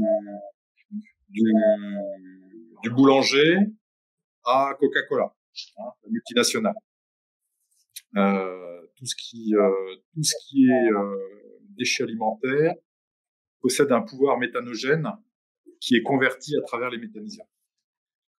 Voilà. Alors, cette filiale Ecovalim est également un réseau d'entrepreneurs tels que moi qui maillent le territoire. Donc moi, je suis actif sur l'Ain, la Saône-et-Loire et désormais l'Allier. Et il y a d'autres franchisés comme moi qui sont un peu plus loin, dans la Vienne ou en Dordogne ou à Bordeaux ou à Toulouse. Voilà. Et nous, franchisés, nous vous proposons une solution clé en main pour traiter vos biodéchets. Sur la slide suivante, voilà, je vais vous montrer en quoi consistent nos prestations. Alors, il s'agit d'offrir une logistique sur mesure permettant éventuellement de mutualiser des flux, c'est-à-dire prendre les biodéchets, d'abord les biodéchets, mais éventuellement d'autres déchets quand ça vous arrange, tels que par exemple certains clients sont embêtés avec les emballages en polystyrène, les caisses à poissons. Bon, ça c'est une chose qu'on peut arriver à traiter, ce genre de choses. Les collectes sont flexibles du point de vue de la fréquence, des dates, des heures, et on adapte également les contenants spécifiquement à la situation du client. On procède systématiquement par l'échange de contenants, c'est-à-dire que vous ne pouvez pas utiliser vos propres contenants. On se réserve la possibilité d'utiliser les nôtres et on fait un échange nombre pour nombre à chaque passage. C'est-à-dire qu'on collecte les contenants que vous avez remplis et on les remplace par un vide qui est vidé, lavé, etc. Voilà. On collecte également des déchets emballés ou conditionnés, type déchets des grandes et moyennes surfaces. Et dans ce cas-là, on amène les déchets dans une unité de déconditionnement. Nous vous faisons profiter d'un accompagnement sous forme d'un audit sur site et également, à votre demande, une formation des équipes concernées par le nouveau mode de tri. Ensuite, et sans doute le plus important, c'est la traçabilité qui est un peu dans l'ADN d'Ecovalim. Tout ce qui est enlevé chez vous fait l'objet d'une pesée et vous recevez à chaque collecte le poids exact de ce qui est enlevé, ce qui vous permet en interne de faire un suivi, de fixer des objectifs de réduction, par exemple. Et enfin, vous avez un compte client sur notre ERP qui offre, outre un récapitulatif des données de traitement qui est dans votre établissement, vous montre aussi où sont traités vos déchets, quelle est la filière, soit compostage, soit méthanisation, et l'équivalent de compost produit, l'équivalent de gaz produit. Voilà. Merci. Enfin, pour vous donner un ordre d'idée, si vous voulez regarder le petit encadré en bas, alors je travaille actuellement pour un groupe scolaire à Moulins-Centre qui produit 7 tonnes de déchets annuels. Le prix coûtant, hors taxe, ça va représenter 220 € par mois pour venir collecter dans Moulins-Centre. Voilà. Vous avez le détail des autres paramètres de facturation, donc l'allocation des contenants, le coût du traitement, que ce soit du vrac ou du conditionné. Conditionné, ça veut dire emballé. Et enfin, la collecte, enfin, le lieu de collecte influe évidemment beaucoup sur le coût total. Et le prix que je vous ai indiqué pour les principales villes de l'Allier concerne en fait 3 contenants, 3 bacs de 140 litres ou 2 caisses palettes. Excusez-moi, j'ai une question. Je vous en prie. En fait, quand vous dites que vous collectez, mais vous collectez quoi? Il y a quoi dans les 7 tonnes de déchets? Alors, c'est tout? C'est quoi? un groupe scolaire. Donc, c'est les déchets de cuisine et de table de la cantine du groupe scolaire. Donc, en fait, vous ne collectez, parce que tout à l'heure, vous avez parlé du polystyrène. Donc, du coup, c'est pour ça que je ne comprenais pas. Donc, en fait, vous collectez, là, vous parlez que des biodéchets. Oui, là, je parle. C'est mon cœur de métier, c'est les biodéchets. Ah, d'accord, ok. Il y a une possibilité de mutualiser les flux. Ça n'est qu'une possibilité et ça représente 3% de ce qu'on emmène. D'accord, vous, c'est que les biodéchets. Ok. Je resitue bien, voilà. C'est une solution de biodéchets. Juste, vous pouvez rappeler en 2 secondes, qu'est-ce que vous, juste, même si ça a déjà été l'objet dans la conférence, qu'est-ce que vous entendez réellement par bio? Parce qu'en fait, j'ai 2 restaurants avec des déchets alimentaires, forcément, et donc du coup, je voulais juste savoir exactement qu'est-ce que vous mettez dans les biodéchets. C'est tout, sauf les carcasses, c'est ça? Non? Alors, vous avez bien suivi la démonstration du premier intervenant. Les biodéchets, c'est tous les déchets alimentaires. Oui. Plus les déchets verts. Alors, moi, généralement, on me confie assez peu de déchets verts. Alors, dans les déchets alimentaires, on peut tout emmener, sauf ce qui appartient à l'équarrissage. Alors, c'est des carcasses, mais la carcasse de poulet, je la prends. La carcasse de bœuf, je ne la prends pas, parce que les œufs de bœuf sont trop gros. Voilà. Par ailleurs, j'ai aussi une restriction sur les coquillages, les moules et les huîtres. Parce que, en fait, le retour à la terre ne sert à rien. Ça n'apporte rien du tout. Et ça met des dizaines d'années à se composter ou à se réduire en poussière. Donc, Parce que dans les biodéchets, aujourd'hui, quand on le fait avec le Sictom Nord-Allier, on peut mettre également le sopalin. Donc, c'est-à-dire qu'on peut mettre du coup les serviettes de table en papier dans les biodéchets ou pas du tout? Moi, je suis pas favorable aux serviettes. Alors, ok. Madame Mercier, vous avez déjà entendu mon discours à ce sujet, mais tant pis. Alors voilà, quand j'accepte, si vous voulez, les serviettes en papier vont se composter à la condition qu'elles soient bien imbibées de jus, de tout ce que vous voulez, donc c'est en petite quantité. À partir du moment où je dis c'est OK pour les serviettes en papier, mon expérience, c'est que je me retrouve avec des poubelles à moitié remplies de serviettes en papier ou de sets de table. Et là, ça se composte plus. D'accord. Donc, eh bien non, je vous demande de trier vos serviettes en papier. Et un bon moyen mémotechnique, c'est on accepte en fait tout ce qui serait ingéré par un cochon. Donc, vous voyez l'os de la grosse côte de bœuf, le T-bone, le cochon, il ne le mangera pas. Il ne mangera pas plus les serviettes en papier, pas plus les sets de table, ni les coquilles d'huîtres. Mais tout le reste. Mais il mange les os de poulet. Oui. D'accord, ok. Ok, très bien. Non, je voulais juste. Ok, très bien. Merci. Merci à vous. D'autres questions?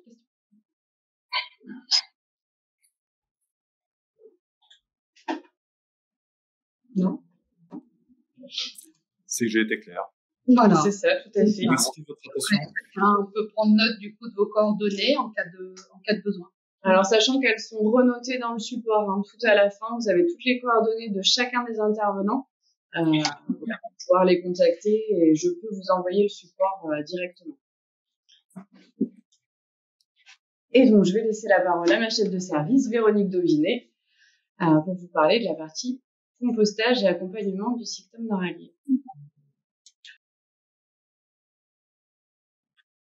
Donc, dans un premier temps, un rappel, Sictom Nord-Allier, Sictom, syndicat intercommunal de collecte et traitement des ordures ménagères. Donc, notre cible première, c'est les ménages Mais les professionnels, nous collectons également puisqu'ils sont considérés comme producteurs de déchets assimilés à des déchets des ménages. Donc c'est pour ça qu'on en collecte quelques-uns, mais pas tous. Donc sinon le Sictom Nord-Allier, en effet, on peut vous accompagner dans votre démarche de réduction et de tri de vos déchets, notamment par le biais d'une convention. Donc là, vous rencontrez des agents du service communication prévention des déchets qui viennent à votre rencontre. On fait un diagnostic, par exemple, du type de déchets, là où vous voulez aller, ce que vous faites déjà, parce que finalement, quand on vous rencontre, on se rend compte que vous faites déjà des gestes de réduction et de tri des déchets. Donc voilà, une convention pour vous aider à faire l'acquisition de certains objets, de certains biens qui pourraient vous aider et vous permettre d'aller un petit peu plus loin dans la réduction des déchets. On est également dans l'accompagnement, en effet, de compostage, donc mise en place de sites de compostage avec un diagnostic, donc quelle quantité, quel type de biodéchets vous produisez. Voilà, on va être force de conseil et également de formation, parce qu'à chaque site, à chaque composteur mis en place, on forme l'ensemble du personnel et on essaye de trouver un référent pour ce composteur de manière à ce que tout cela fonctionne correctement. Et du coup, nous mettons également en place, donc peut-être que certains d'entre vous sont en redevance spéciale avec le Sictom Nord-Allier si on vous collecte, qui vous exonère de TOM. Donc la redevance spéciale, en fait, vous payez à la quantité de déchets produits. Donc c'est à partir de 340 litres semaine. Là, vous prenez contact avec Christophe Gilblas, qui est agent au service collecte de la collectivité, en charge de la redevance spéciale. Il vous rencontre, il fait également un diagnostic avec vous, la quantité d'emballage et de papier que vous produisez, la quantité d'ordures ménagères, et là, il établit éventuellement le nombre de bacs à vous mettre à disposition. Voilà, tout simplement. Donc, à la fin, pareil, de la présentation, vous trouverez toutes les coordonnées nécessaires pour savoir si, en effet, oui ou non, vous pouvez prétendre à cette redevance spéciale ou pas.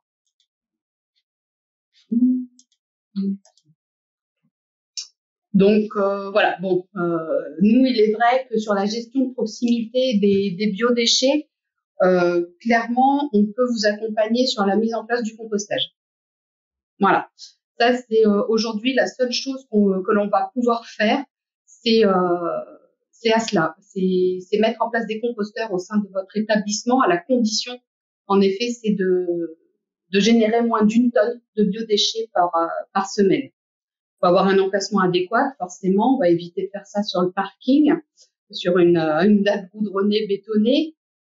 Donc, ce que je disais tout à l'heure, donc besoin de référents de site, besoin d'être formé aussi à la pratique du compostage, parce que on va aller combattre un peu ces idées reçues où un bon compost ne semble pas mauvais. Un composteur du compostage ne va pas attirer les rats. Si les rats viennent dans votre composteur, c'est que les rats ils sont déjà là, ils sont pas loin. Donc, arrêtons ces idées reçues, mais là, on est là pour en discuter avec vous. Donc, n'hésitez pas à prendre contact avec nous pour qu'on en discute et lever et aussi tous ces freins que l'on peut avoir. Donc, l'idéal aussi, c'est d'avoir de la matière sèche. Donc, ce qu'on entend par matière sèche, c'est du broyat, c'est de la serviette en papier, pourquoi pas, c'est du carton, voilà, de l'essuie-tout, du rouleau de papier toilette. L'idéal pour mettre en place un site de compostage, il faut avoir tous ces éléments-là. Et en effet, on fait du compost, c'est bien, mais le compost, c'est un produit et après derrière, il faut l'utiliser. Donc, il faut trouver un exutoire pour ce produit-là qui sera fabriqué à partir de vos biodéchets. Donc, on a déjà aidé pas mal de structures. Donc là, c'est une liste non exhaustive des établissements de notre territoire qui sont déjà engagés dans le compostage, en fait. On a donc des hôtels, donc Ibis Moulin, l'hôtel Mercure. On a aussi l'hôtel de Bourbon-l'Archambault et nous avons un restaurant qui est le Calvaire à Saint-Denis, qui malheureusement n'est pas parmi nous, mais ça aurait été intéressant qu'il puisse intervenir pour donner un peu son avis et voilà, témoigner de sa pratique, tout à fait. Donc, n'hésitez pas éventuellement si vous hésitez. Donc, on peut se rencontrer, on fait un diagnostic, on discute avec vous. Si vous voulez prendre un contact avec un restaurant engagé pour que lui vous explique voilà sa façon de faire et puis en effet les avantages, les inconvénients de cette pratique du compostage dans votre établissement. Est-ce que vous avez des questions? Alors oui, donc du coup je reviens sur les questionnements de tout à l'heure. Ouais. Si je mets en place un composteur, donc moi j'ai la place, il n'y a pas de souci, etc. Derrière le terreau, etc. que je vais récupérer, enfin j'en fais quoi? Est-ce qu'il y a une je sais pas, quelqu'un qui prend le relais? Qu'est-ce qui est mis en place finalement?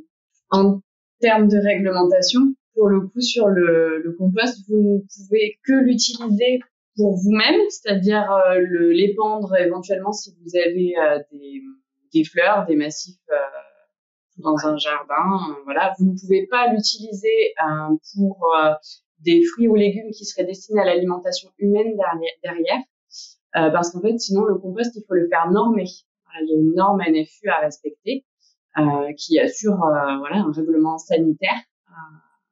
Donc en fait, le compost, il y a que vous qui pouvez l'utiliser. La seule façon dont une autre personne pourrait l'utiliser, c'est par exemple si ce sont des services techniques communaux qui vous apportent la matière sèche et qui contribuent au site de recyclage que vous avez. Moi, je peux pas le donner en tout cas. Non. Non. Voilà. Donner à quelqu'un. Tant qu'il est pas normé, en fait, sinon votre responsabilité, elle pourrait être engagée s'il y avait un problème effectivement sanitaire. D'accord. Ok. Alors la réglementation, en effet, impose au 1er janvier de trier à la source les biodéchets. Donc nous, ce qu'on propose, c'est le compostage, mais la réglementation ne nous aide pas non plus dans l'exutoire du compost réalisé, quoi. Ça, on l'entend, mais c'est pas de notre faute, donc on fait savoir ce qu'il en est. Donc voilà, nous, c'est des sites de compostage. Après, la collecte, en effet, de biodéchets, nous, on vous invite à vous retourner vers Ecovalim ou Bionerbal qui sont présents sur notre territoire. Oui. Merci. Merci à vous. D'autres questions?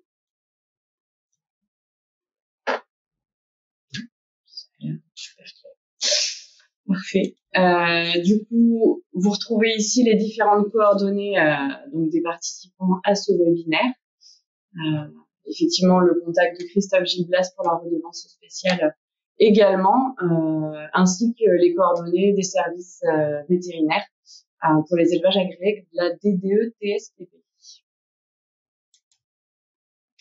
Après, là, je vais vous les passer rapidement, mais le but, c'est que vous puissiez y avoir accès après de votre côté pour rechercher dans ces guides et ces outils quelques informations pour vous aider au niveau du tri des biodéchets et également les labels, etc. existants. Vous avez également un rappel de la réglementation. Donc, pourquoi, effectivement, 1er janvier, vous avez ce tri à la source des biodéchets qui arrive et tous les flux, en fait, qui sont demandés, en tout cas, les 9 flux qui vont être demandés à être triés pour l'ensemble des professionnels. Également, un replay d'un webinaire qui avait été organisé par la CMA Auvergne-Rhône-Alpes, donc sur essentiellement, à peu près la même thématique, mais du coup, vous pouvez retrouver des retours d'expérience d'autres boulangeries ou restaurants qui ont mis des choses en place. Au niveau des liens et des guides, vous retrouvez donc les lois et les guides réglementaires. Voilà, de savoir justement un petit peu toutes ces évolutions réglementaires dans le tri à la source des biodéchets, mais également, on parlait tout à l'heure du don. Voilà, le don alimentaire est possible, il est aussi réglementé et effectivement, il y a des guides de bonnes pratiques à connaître. Au niveau des outils, vous avez aussi donc l'ADEME qui propose pas mal de choses, d'autres CMA. La formation restaurateur engagé, donc c'est la formation dont vous parlez, Lucas, tout à l'heure. Vous pouvez également retrouver un salon digital qui s'appelle Resteco, donc qui est accessible en ligne. Vous pouvez visiter en fait différents stands et c'est des initiatives qui existent au niveau national. On a parlé aussi du gourmet bag tout à l'heure, donc à savoir qu'il est obligatoire maintenant pour les restaurateurs depuis juillet 2021 de laisser leurs clients repartir avec les restes. Sachant que c'est une démarche aussi que je vous encourage à valoriser auprès de vos clients. Ce n'est pas être radin que de repartir avec ses restes, c'est tout simplement respecter le travail du cuisinier et vous évitez d'avoir des déchets à gérer derrière. Après des exemples de registres déchets, pour les machines de broyage du pain, on a parlé du crumbler tout à l'heure. Ensuite, vous avez les aides financières de l'ADEME, dont Thierry Boutet les a évoquées un petit peu tout à l'heure. Je vous invite à aller regarder tous ces fonds qui peuvent exister. Alors, c'est des dossiers parfois un petit peu lourds à monter. Ça, je vous l'accorde, mais voilà, ça peut vous permettre d'avoir un petit coup de pouce financier, en tout cas, pour vous équiper en matériel. Sur les labels, donc pareil, vous en retrouverez ici. Il y a un nouveau label qui s'appelle le label anti-gaspi. Voilà, je vous encourage vraiment à aller regarder les labels Clé Verte, Écotable, on en a parlé aussi tout à l'heure. Vous retrouvez ici. Et je pense vous avoir tout dit. Je sais pas si vous avez d'autres questions. Voilà, n'hésitez pas. Il y a encore un petit peu de temps devant nous. Donc là, quel que soit en fait par rapport à la réglementation, quel que soit, parce que moi je fais que 18 couverts jour par exemple, et j'ai donc très peu de déchets, je suis obligée quand même de mettre en place des choses. Oui, le seuil passe à 0. Voilà, il y a plus de seuil minimal en fait. Avant c'était 5 tonnes et là il y a 0 seuil minimal. Donc, à partir du premier gramme, il faut trier. Premier grain de riz, première peau de banane. Voilà. Je me dis, moi, j'ai pas de reste dans les assiettes. Après, ce sont des déchets comme je cuisine, voilà. Mais après, si, les restes, ça va être des os de poulet et de la peau de poulet. Voilà, ça va être essentiellement ça. Donc, oui, mis à part un composteur, je veux pas ce que je... Oui, encore que les os de poulet dans le composteur, ils ne dégraderont pas. Vous allez les mettre au bout d'un moment de la même façon. La peau de poulet, pour vous, elle se dégraderait. Mais après, j'ai envie de dire, si vous avez que ça... Mais j'ai que ça, oui. C'est ce que j'en fais. C'est ce que là, pour de toute façon, il y a certains types de biodéchets. Enfin, malheureusement, il y aura peu d'exutoires, comme on parlait des coquillages tout à l'heure, les coquilles de moules, etc. Après, je sais pas, en termes de collecte de biodéchets, Monsieur Millot, à partir de quelle quantité, finalement, vous pouvez commencer à collecter? Est-ce que des petits producteurs de biodéchets comme Madame peuvent se... Moi, j'ai vraiment rien, enfin, quasi. Hein. Est-ce qu'il y a un groupement professionnel? Moi, je serais tenté de vous dire, prenez un petit bac à compost. Puis, mais oui, mais si je peux mettre mes autres poulets dedans, là, je vois pas. Enfin, le compost, je vais le faire pour mes petites épluchures de légumes, mais et encore plus, comme je suis en bio, des épluchures de légumes, j'en ai pas beaucoup. Donc, dans un compost, on peut pas tout mettre. Voilà. Vous pouvez mettre tout ce qu'on peut. C'est juste une question d'équilibre. Oui, tout ce qui est organique. Moi, je suis prêt à étudier des solutions de mise en commun, si vous voulez, de petits producteurs, petits restaurateurs. Si vous voulez vous mettre en commun pour remplir un bac, il n'y a pas de problème. Hein. Je pas tout. Il y a une question de proximité. Oui. Je sais pas, moi, c'était une question. Mais après, si vous êtes à moins de 10 kilos par semaine. Ah, mais moi, c'est le cas. Vous mettez dans votre poubelle, hein, c'est tout. Oui, vous embêtez pas. C'est déjà ce que je fais. Oui. Normal. Oui, c'est ça. On tend vers autre chose quand même, mais.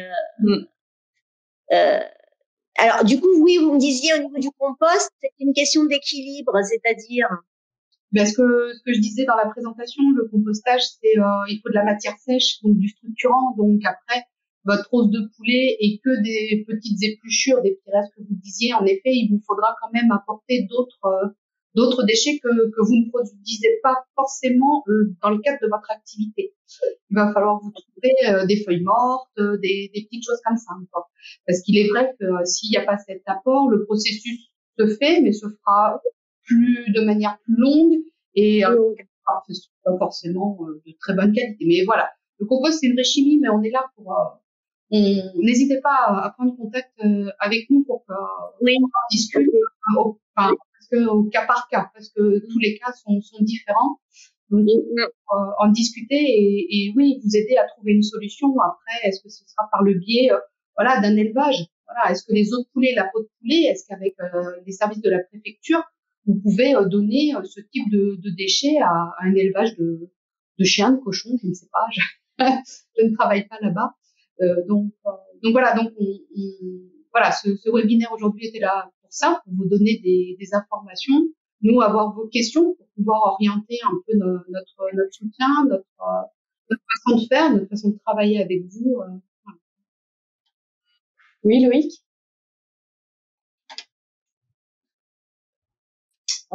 Oui. Bon. Ouais. Petite question. Moi, dans le cadre du coffee shop, est-ce que le marc de café est considéré comme un biodéchet? Oui. Voilà. Oui. Donc ça, c'est bien. Techniquement, qu'est-ce que je peux faire? Je peux le donner. Ça pose un problème. Ça pose pas de problème. Il faut que je le stocke à part parce que moi, techniquement, dans mes déchets, c'est 95% de ce que je produis. Vous ne pouvez pas donner vos déchets à quiconque, en fait. Non, mais c'est du marc de café. Je veux dire, quand même, on rentre dans une situation qui est assez ubuesque. Faut lui donner une deuxième vie. J'ai un local qui est très petit. J'ai du mal à mettre en place. Je peux pas avoir de container à poubelle stocké chez moi puisque j'ai pas de dépendance. J'ai rien. Donc, je comprends sur des grosses structures qu'il y a besoin de faire des choses. Moi, je suis un peu dans le cas de Carole, que je connais, qui est vraiment pas loin de chez moi. Je veux dire, on est des micro-producteurs de déchets. Bon, moi, suivant la tournure du café, je peux faire quelques kilos de marc de café par semaine. Mais en dehors de le donner à quelqu'un pour qu'il s'en serve pour mettre dans ses plantations, je vois pas beaucoup ce que je peux faire. Je peux pas faire de compost non plus. J'ai pas de déchets solides, machin. Monsieur Millot nous parlait de si on était à moins de 10 kilos de production de déchets par semaine. Je suis largement en dessous. Ce que je veux dire, c'est que techniquement, je suis quasiment pas concerné. Je vois pas ce que je peux faire concrètement pour améliorer la situation chez moi. Voilà. Après, éventuellement, qu'avec le marc de café, le lombricompostage, ça marcherait très bien. Et ça prend pas de place. C'est ce qu'on conseille aussi dans les appartements. Ouais. Donc ça veut dire c'est quoi pour la mise en place du lombricompostage si je veux rentrer dans cette démarche? Faut nous contacter. Ouais. Ok. Je ferai ça. Dans les démarches, en effet, on aide à l'acquisition, mais on peut prêter aussi du matériel pour que vous vous rendiez compte un petit peu ce que c'est, comment ça fonctionne, est-ce que vous adhérez pas. Voilà. J'entends tout à fait, mais ce que je veux dire, c'est que si je rentre dans la démarche du lombricompostage, ça va être une démarche personnelle. Je vais être obligé de le ramener chez moi. Je peux pas le faire en ville. Donc c'est encore une fois, c'est un traitement des déchets un peu étrange. C'est ce que je ferais déjà chez moi. Ça a fini dans mon jardin, ça finit à droite, à gauche.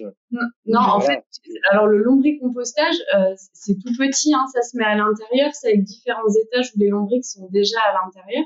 C'est pas quelque chose qui prend de la place, c'est pas quelque chose qu'on met dehors. Pour le coup, un composteur. Vous avez déjà vu ça par l'hypopète pour certains. Je sais pas où je vais caser un lombricomposteur à l'intérieur. Après, c'est vrai que ça, c'est...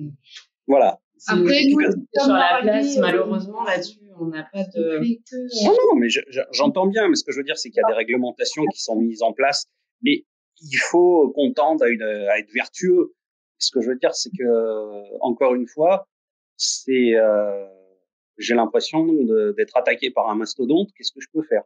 On me demande de faire des choses. Je suis vraiment de bonne volonté. Je veux bien faire plein d'efforts. Je serais prêt à me mettre en commun. Mais ce que je veux dire, c'est qu'avec Carole et moi, on peut même pas mettre en place un bac de tri. Il faudrait qu'on soit une dizaine comme nous pour trouver un intérêt à louer un bac pour nos déchets.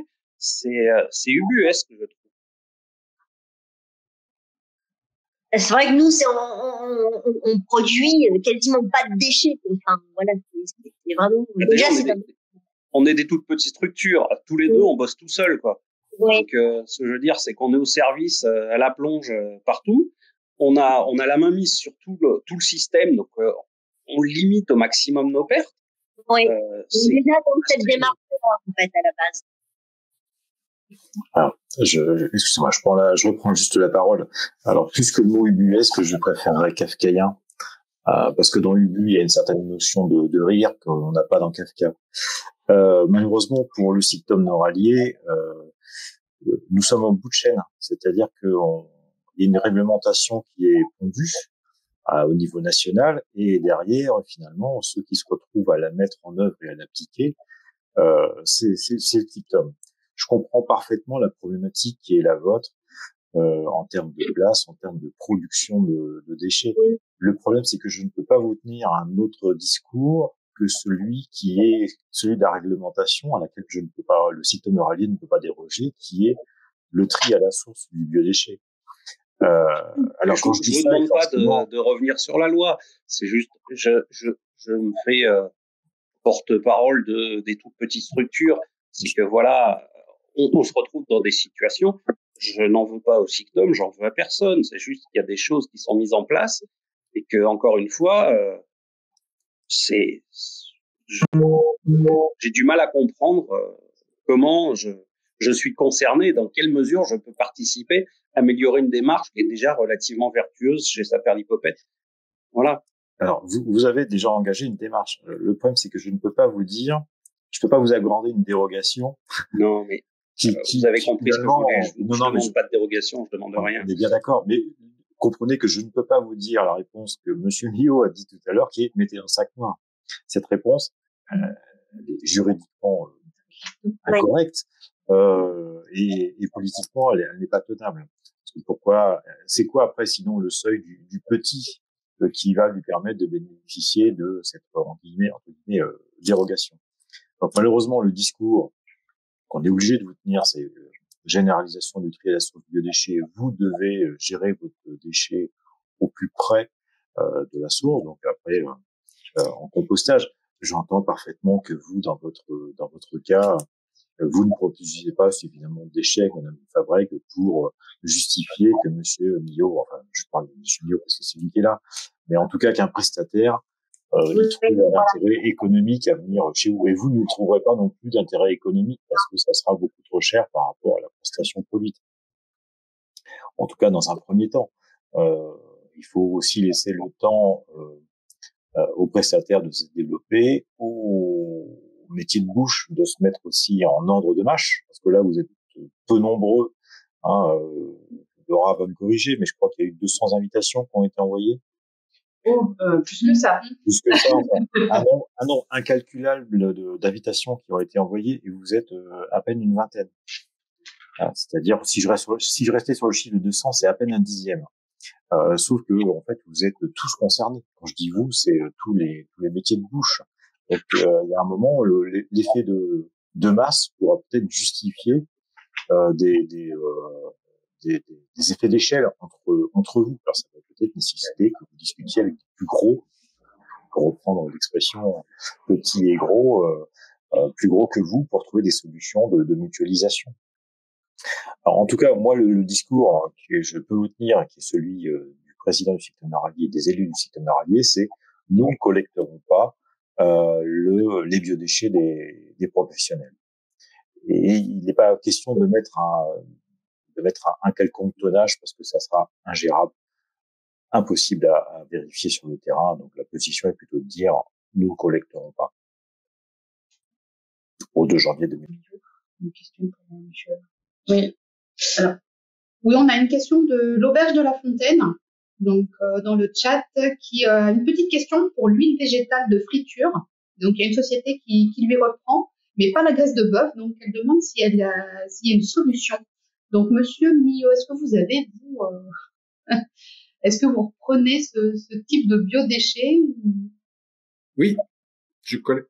Je sais pas si j'ai mon micro là. Oui, c'est bon, on vous entend. Je collecte aussi bien les huiles alimentaires usagées que la graisse de bœuf.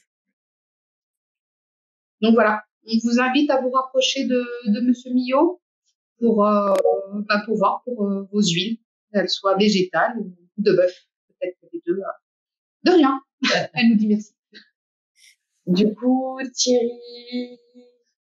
Oui, juste, j'entends les discussions sur les tout petits volumes et c'est vrai que c'est compliqué. On perçoit parfaitement. Faut pas oublier non plus qu'il y a d'autres démarches qui sont poussées par l'État qui concernent notamment ce qu'on appelle, alors c'est un mot barbare, mais l'écologie industrielle et territoriale, et c'est ce qui est évoqué, c'est-à-dire la possibilité de donner un produit ou un déchet à quelqu'un d'autre pour qu'il l'utilise lui-même ou le transforme. C'est pareil, ça pourrait être très simple, mais c'est très compliqué parce qu'on met en fait des règles de sortie de statut de déchet notamment. Mais c'est pas une piste à négliger. C'est-à-dire que collectivement, il y a peut-être une réponse à trouver là-dessus, en disant si chacun fournit ses dosettes de café à un seul partenaire économique qui va les transformer pour en faire quelque chose, peut-être que cette filière pourra être viable. Mais ça réclame un peu de travail, voilà, technique et juridique, parce qu'en fait la législation sur les déchets elle est énorme en France et qu'on est un peu coincé de tous les côtés. Moi j'avais eu une idée, hein, contacter une savonnerie, donner le produit pour qu'on fasse un savon exfoliant. On est venu me démarcher une fois pour ça. Bon, c'est tombé à l'eau, mais ouais, c'est quelque chose de l'ordre de l'imaginable. C'est de l'ordre de l'imaginable parce qu'il y a d'autres applications économiques, vraiment économiques. C'est-à-dire fabriquer un produit. Il y a eu des prestataires qui fabriquaient des bûches combustibles, des pellets pour mettre dans les poêles. Ouais. Voilà. Donc et là, quand vous fabriquez un produit qui va se retrouver sur un marché grand public, bon, il répond à des normes et donc le produit qui rentre dedans, qu'il soit un déchet ou pas, va répondre à des critères de qualité. Mais la qualité, si ça sort que votre machine à café, il y aura pas de problème, quoi. Non. Mais voilà. De toute façon, il est déjà traité à part chez moi.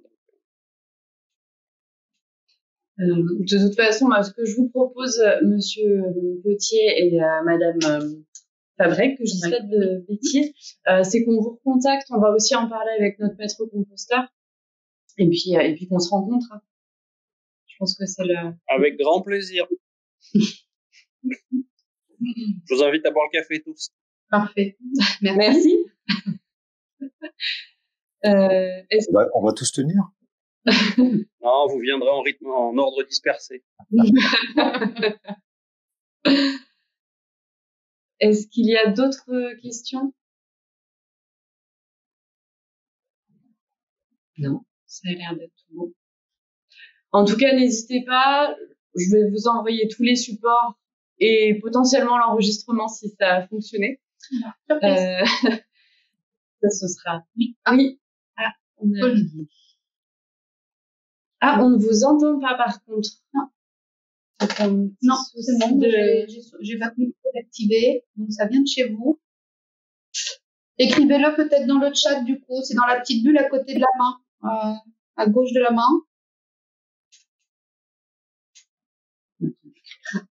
La date du 1er janvier est établie où un délai sera-t-il accordé?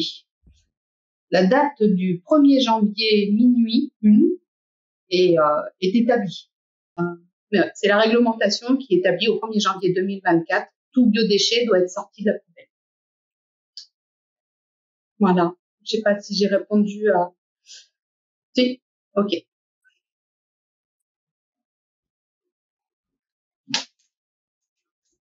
C'est tout bon pour tout le monde? Parfait. 17h03, on est bon. On est à peu près dans les temps. Merci à tous d'avoir participé à ce webinaire, d'avoir répondu présent.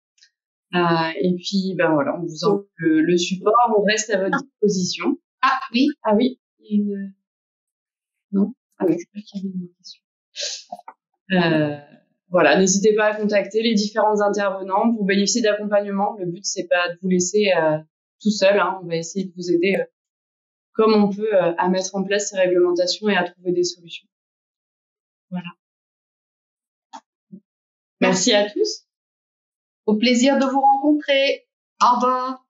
Bonne journée. Ok, merci. Merci. Bientôt. Au revoir. Au revoir. Merci, au revoir. Au revoir.